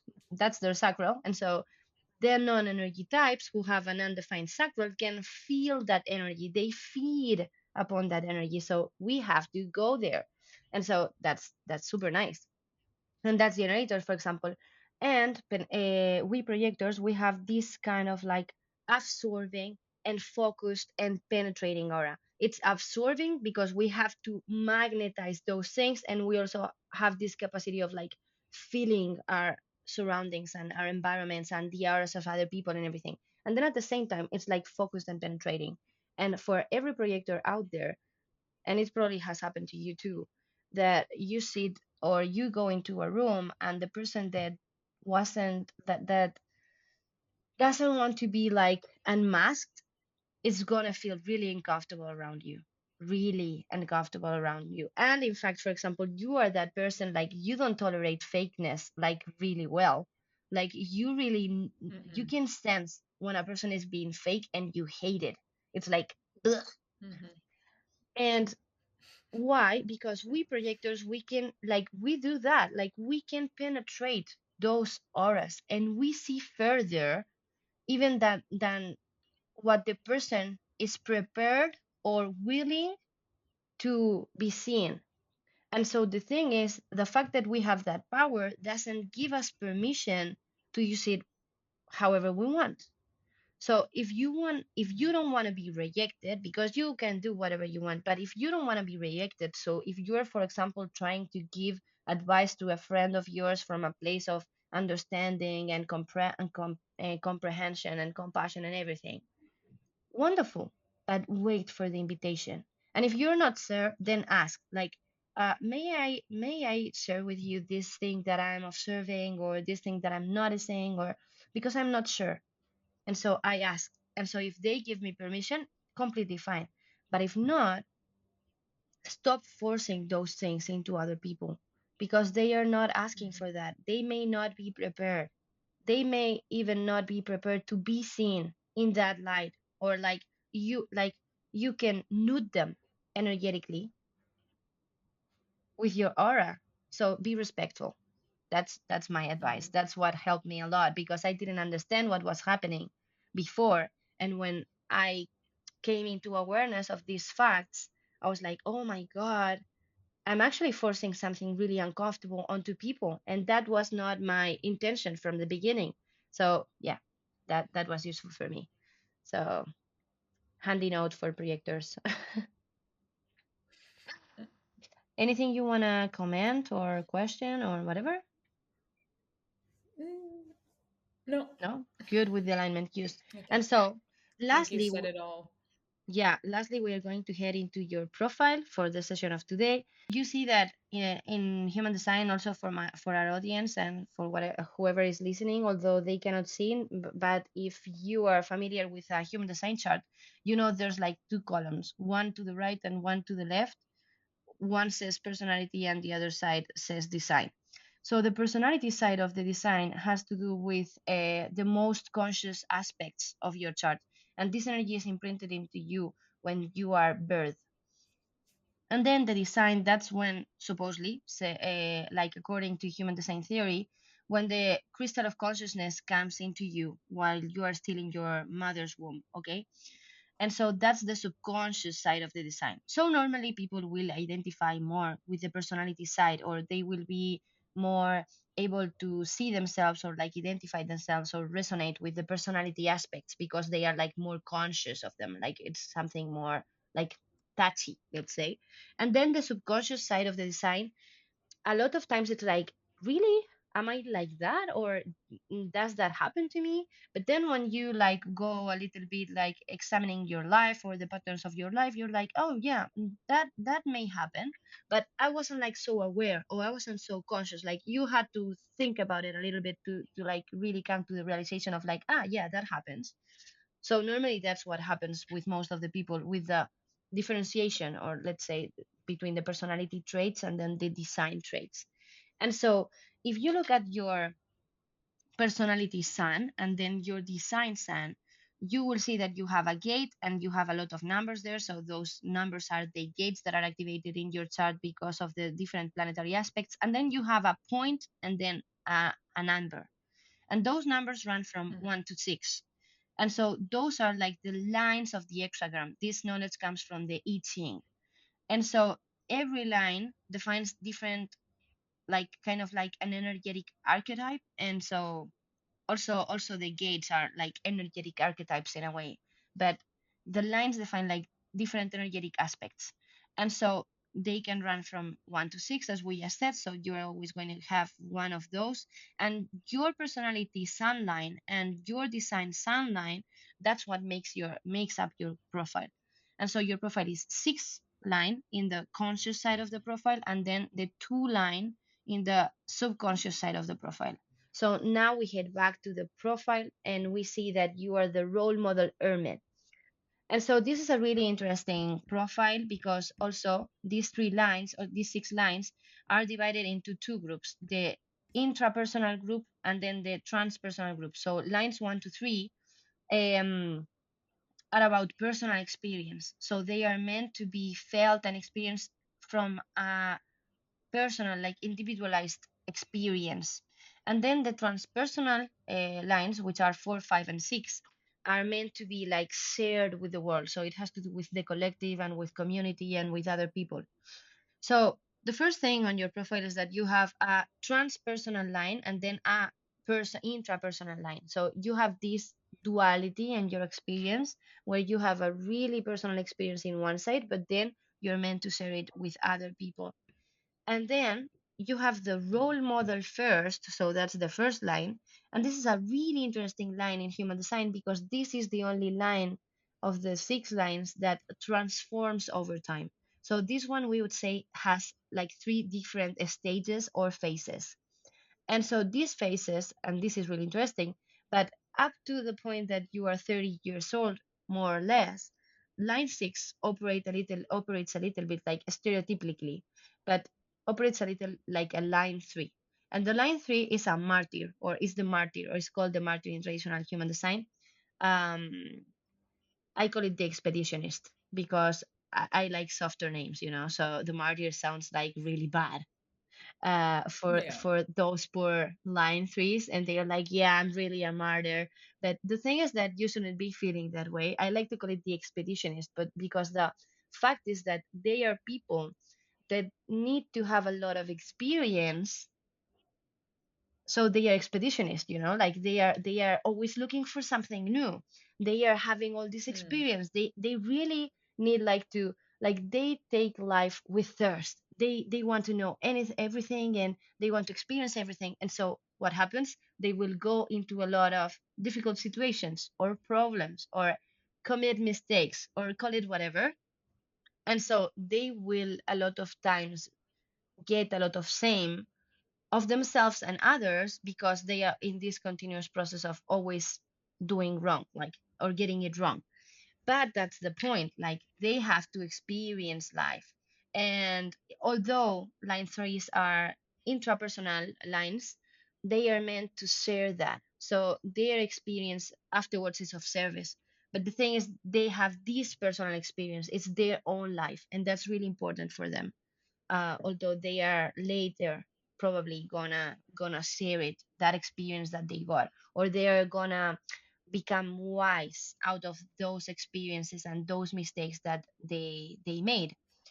And so that line three has a lot to do with understanding that trial and error is the process, and that mistakes are part of that process, and it's not that you failed, it's just that you were gaining experience. And so it's a little bit of like reframing that kind of thing. And so this line six operates like a line three up to 30 years old, more or less. And then from 30 to 50, more or less 50, 60, but I would say 50, uh, they become much more self-centered in the sense of like they don't need to experience the world so much anymore.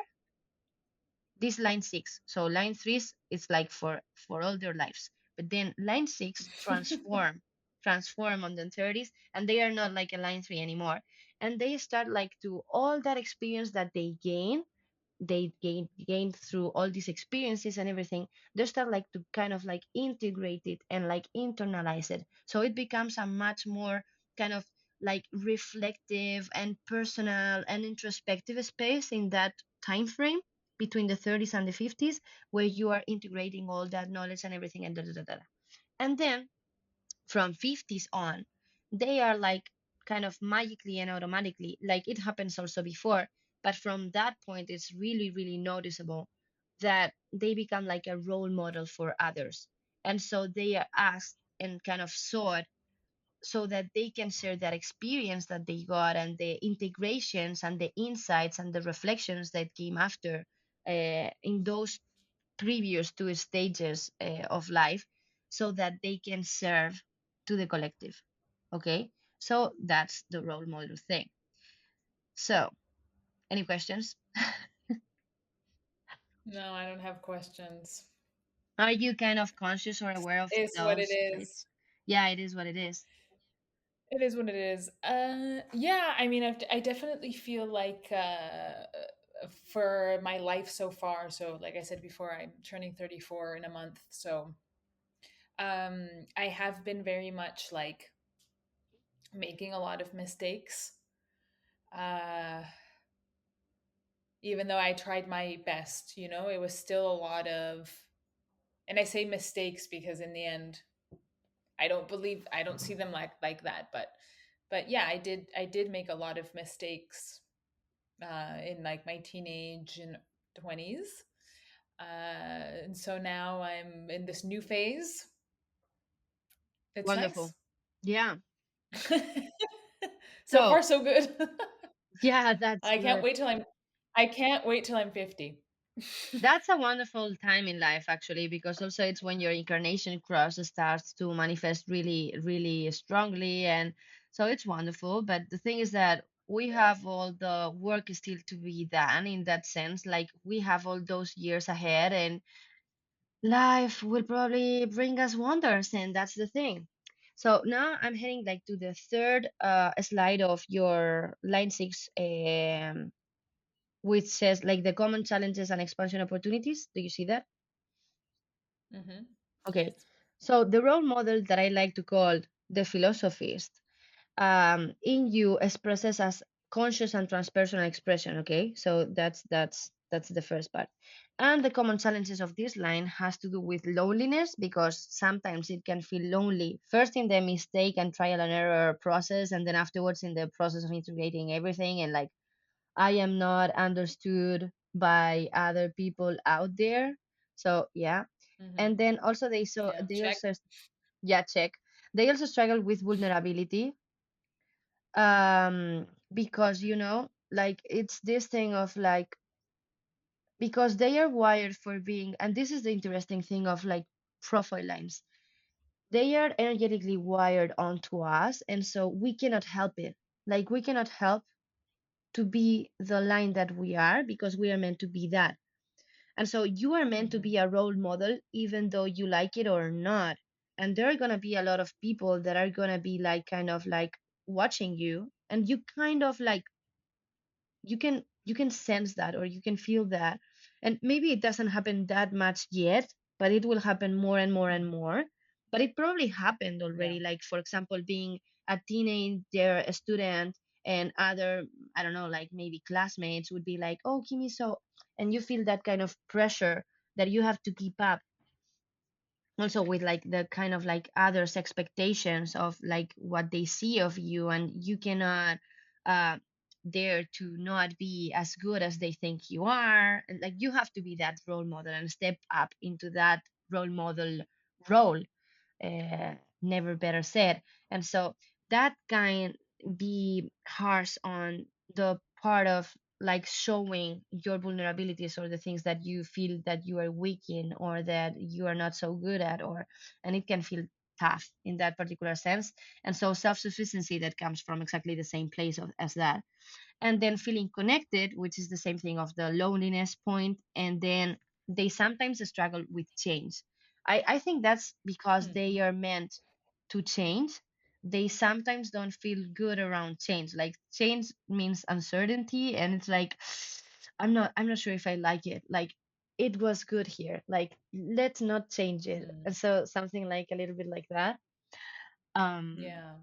I, I I think think that because of for the me, I responsibility. actually, yeah, for me actually, I've had a lot of changes in my life. Hmm. You know, we moved around a bit as kids, and we traveled a lot as Yeah. well. And I've also lived in a few places and done a lot of things. So change doesn't scare me, but what I definitely feel is a lot of um a lot of nostalgia Yeah. for the thing I'm leaving behind. Yeah, yeah, yeah, yeah. Also because you Like are I a feel line I six with an feel emotional authority, so Yeah, maybe that's it. I feel so much nostalgia for my childhood, for Hmm, example. hmm, hmm. Like I remember I remember having thoughts that were not normal growing Hmm. up. Like I remember being 12, 11 or 12 and feeling really sad that my childhood was over and that we were moving into this new phase of life, which was like being a teenager. I remember being really sad about it while Yeah, all my other friends were so excited to grow up. And I was like, yeah, no, but like this is so nice, you yeah, know? And I yeah, yeah, remember thinking that being yeah, 11 or 12 and being like, why are you so obsessed with growing up? Like we have so much time to be grown-ups and we only have these few years to be kids, you know? That's not yeah. normal for an 11-year-old to think about, but I had No, those thoughts. And yeah, then it was the same thing, you know, after I finished high school, you know, and like, oh, like yeah, that's now yeah, over, you know, yeah, and I can, because especially when you're a kid, you feel like your life is going to be forever. First of all, you yeah, feel like you're yeah. never going to get old. You feel You don't even think invincible. about And that. also, yeah, you're not thinking about that. But also, your life from when you're, depending when you start school, but I mean, I started school when I was maybe 3 or 4. So from 4 until 18, even more if you go to university, your years are the same, Yeah. right? From September to June, you go to school and all the days are the same and you start at the same time and you end at the same time. It's like very similar. So I remember, when I finished high school, I remember feeling like sad that I could never go back there. Right, Yeah. that it was kind of over. And then, yeah, I had 5 years of university, which was similar, but still, university isn't the same as school. And I had also a pretty different kind of schedule than I did in school versus university. I had like classes in the afternoon, and it was kind of like a bit weird. But I remember feeling these things, and now whenever anything changes, like we moved to Dubai a couple of months ago, and I was like, oh, like now that part of my life is over. Like when I moved back home Yeah. from Madrid, I remember I just feel really sad about it, and like that I can't go back to that. Yeah. It's something I'm never going to experience again. Yeah. That Like, exact thing, even though I can move back to Valencia, but it's never going to yeah. be the same, right? Because Yeah. the people aren't going to be there anymore. I'm a different person. Life has moved on. The city's going to be different, right? It's never going to be the exact same way it was in that moment. Yeah. So it's more Yeah. like about phases or stages in life.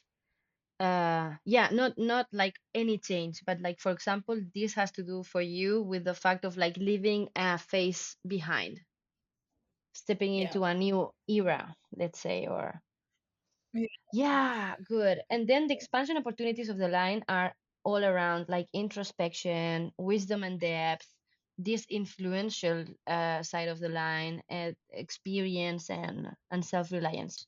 And so now we step into the subconscious design, which is the Hermit line. And so this one, which is also familiar for me because I'm a 2-4, so that's my conscious line of the profile. Yeah, hype up Hermits.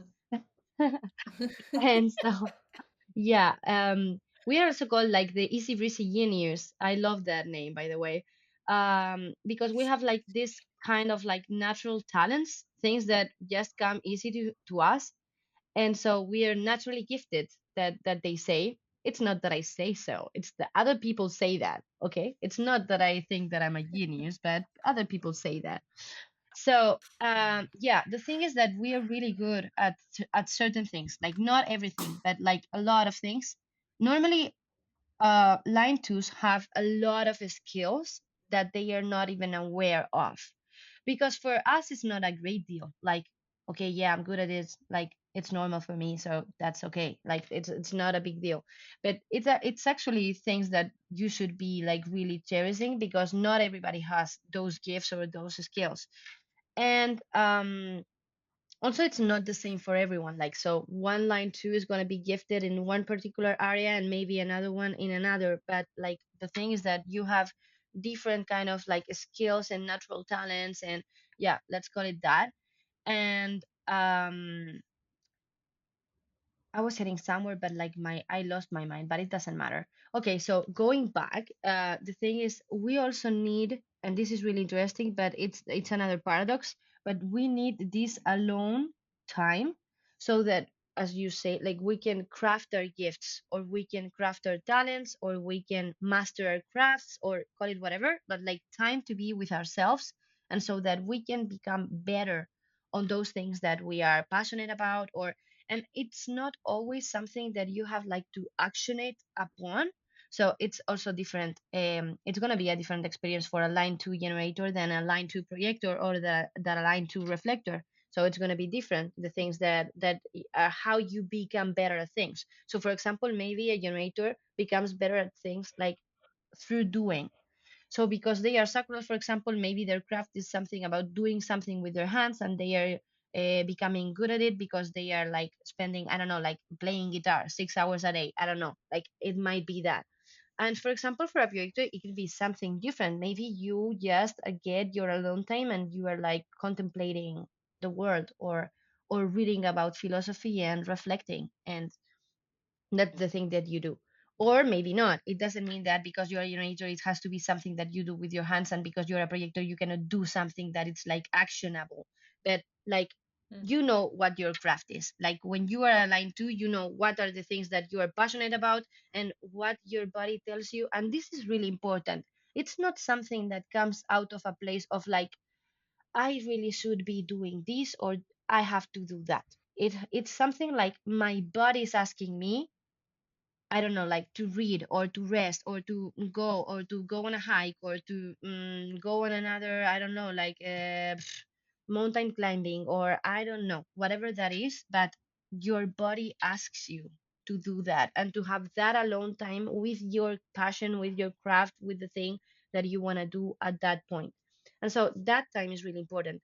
And then, and this is the paradox, you want to go back to the wall and share it with the people. And so you fluctuate between really active social phases and phases where you are like, I just wish the world disappeared and I could be like completely alone, like for 2 days or 2 weeks, or like, and nobody even talked to me, like in a bubble or something like that.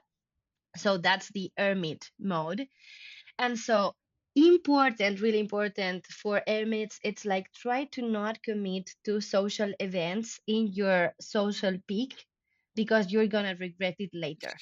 Yeah, yeah, yeah. This happens. This It's happened so a lot true. for me on my 20s. Like, It's so true. yeah, I would be Yeah. invited to so many parties. Like, you know, that, for example, a night out, I would have plans with four different groups of people, and I would go like to a party first and then go to a party after and then go to another party after and then go to another party after because I just said yes like to everything when I wasn't. And when I'm in my social, it's like, yeah, let's go to the party. And then I'm at my home like, oh, why did I say yes to this? Like, I just want to stay This here. happens to me all the time. I always am like, yeah, totally, totally. And then every time I'm like, why did I say yes to this?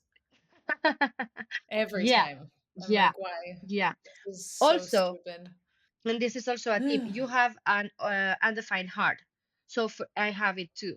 And so for people with an undefined heart, this is even more important because the heart has to do with like commitment and willpower and the capacity to follow through.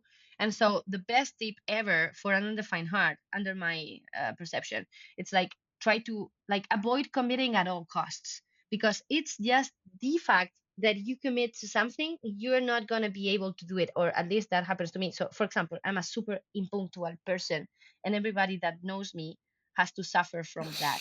So now I, most of the times, avoid committing at all costs at a certain particular time or thing or hour because I know that I'm not going to make it. I know that I'm not gonna make it. And the fact that I say it out loud, it's only going to make it worse. So I'm gonna try to be like, I will try to arrive there the most near to At 12 some o'clock. point. Yeah, yeah, I will try to do my best at being there on time, the at the most of my capacity, but I try to avoid committing, like really committing at all costs. And I never say that I'm gonna do something or that I don't ever fully commit anymore. Like I am just like, for example, let's say I'm invited to a party, I'm gonna be like, yeah, I will most probably be there. That's good enough. Like, I don't need like to establish a further commitment because it's not something happening. In fact, we have a funny anecdote around this one because like 2 or 3 weeks ago we were going to have a meeting with your partner, with Matt, which is, he's really punctual. And I was like, yeah, yeah, yeah, yeah, Oh yeah, my yeah, God. I'm gonna do it. Like, yeah, and I fell asleep. So yeah, yeah, Mm. Matt yeah, was really avoid. mad. Yeah, avoid committing because like the cosmos finds its way to make it impossible for you to follow through with your commitment. So just don't commit and it will be better. And so yeah, we have Yeah. that social cycle. And now heading into the common challenges and expansion opportunities. The common challenges for line twos are self-value and validation, because those natural talents come natural to us, and they are like, this is something that I was born with. Like, it's not such a big deal. It's like, no, but it is. And so, yeah, try to value things on their actual value. It doesn't matter. It's easy for you. It's not easy for everyone. So, and a lot of times, those talents and those gifts had a lot to do with your purpose or the person that you are becoming or the person that you have to be. in your life mission, or call it whatever, but it has a lot to do with that. So embrace them and value them in their actual worth. Then also selfishness, but in the sense of like, yeah, we're kind of like in our worlds sometimes, and so we lose touch with others' realities. That happens more like in our ermit mode. So important, or the thing that I found valuable for me, it's like communicating openly about my needs in that particular sense, so that other people don't feel that I just don't care. It's the fact that I'm Mhm. prioritizing myself at this particular moment doesn't mean that you're not important for me.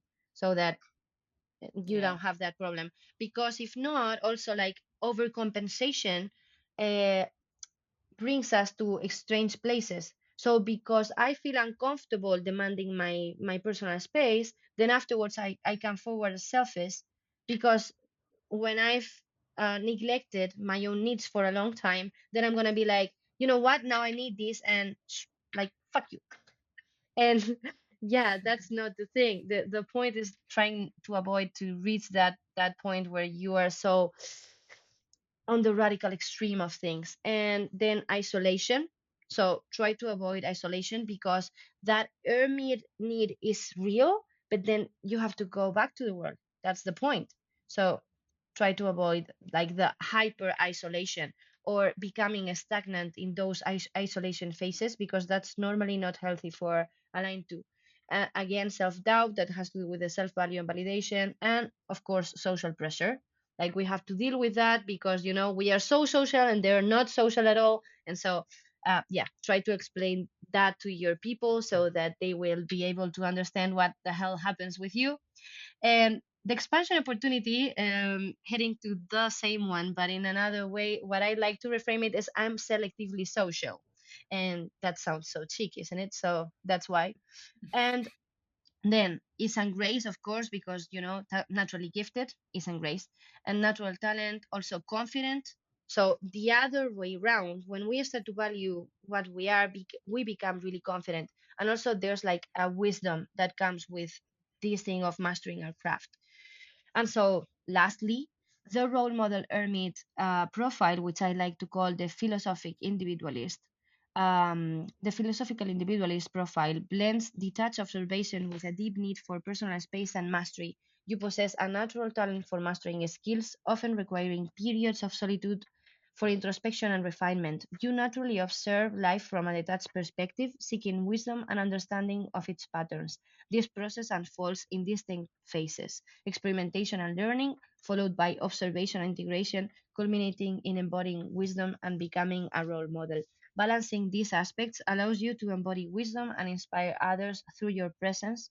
Remember, your journey of observation and self mastery makes you a natural source of wisdom and inspiration for the world. So that's you, baby. And that's it for Oh. today. I'm like slowly dwindling in my energy. It's like we've been here for 2 hours and Yeah, I'm dead yeah, yeah. emotionally and mentally. No, It's a no. lot. Yeah, it's a It's lot. a lot. Yeah.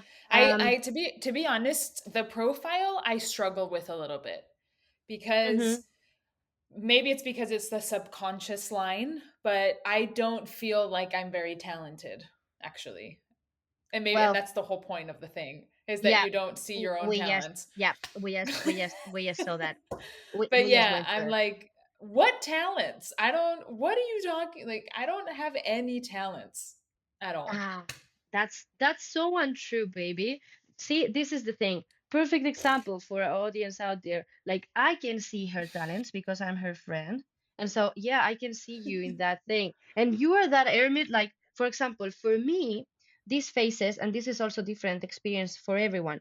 These phases have a lot to do with, like, for example, social phase, maybe 2 weeks, and then hermit phase, like 2 weeks. But for you, it happens throughout the day. You need times of like unwinding from people throughout your day. So you will have a social event, and then you will need like 4 hours like to decompress from the social activity, and like just be alone and like at home Yeah. and like, yeah, doing nothing. And so Mhm. so yeah, everybody experiences their traits in a little bit like a particular personal kind of way, and that's perfectly fine. So also, disclaimer for our audience, like, you get the feel of what that means to you in your system, so you can go into this diving and then be like, what does this actually mean for me? So what does my Yeah. social hermit phases mean for me? And for me it's different than for you. I can be in social like engaging in social activities like 7 days in a row, and I'm perfectly fine while I'm in my social phase. And then and Mhm. through that time I will completely neglect other aspects. Like if I have to study for exam, it doesn't matter. If I have to do whatever task, it doesn't matter. If I have to postpone work, it doesn't matter. Like I will be engaging into the social, and I will be like, yeah, yeah, yeah, yeah, yeah. And then it's like, no, no, no, no, no, no, no, no, not anymore. And I don't want to see no one. I don't want to talk to no one. I don't like. I just want to be alone. And so for me, it's that way. But for other people, they experience it in different ways. And so, what does this mean Mhm. for you? It's different for everyone. Yeah. Also Yeah. depending in a lot of other aspects of your design. So everything is intricated and connects together and builds together.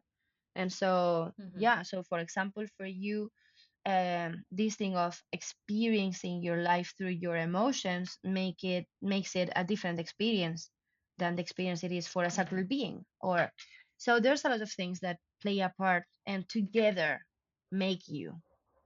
So so Yeah. yeah. Yeah.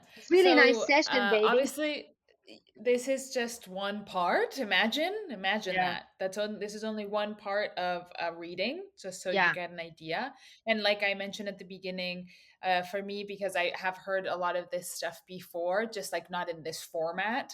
None of it is new, and I have had time in the past to integrate and to think about all these things, and that's why there wasn't a lot of back and forth in terms of questions. But obviously, in your case, if you were to have a reading, you would probably ask a lot more questions, and you can take your time and say, oh, okay, like, yeah, okay, so I have this profile, and actually let's go back, how does that integrate, or how does that correlate with what we talked about before about, yeah, this center or this and that. And definitely, like, you are in charge of your own session, and you get to drive that session. And if that yeah, means that we don't go through the full presentation with you, that's totally fine, because we're yeah, here to not go through a presentation with you, but to make sure that you get the clarity that you need and get the answers that you're looking for your particular case and your particular moment in life as well, right?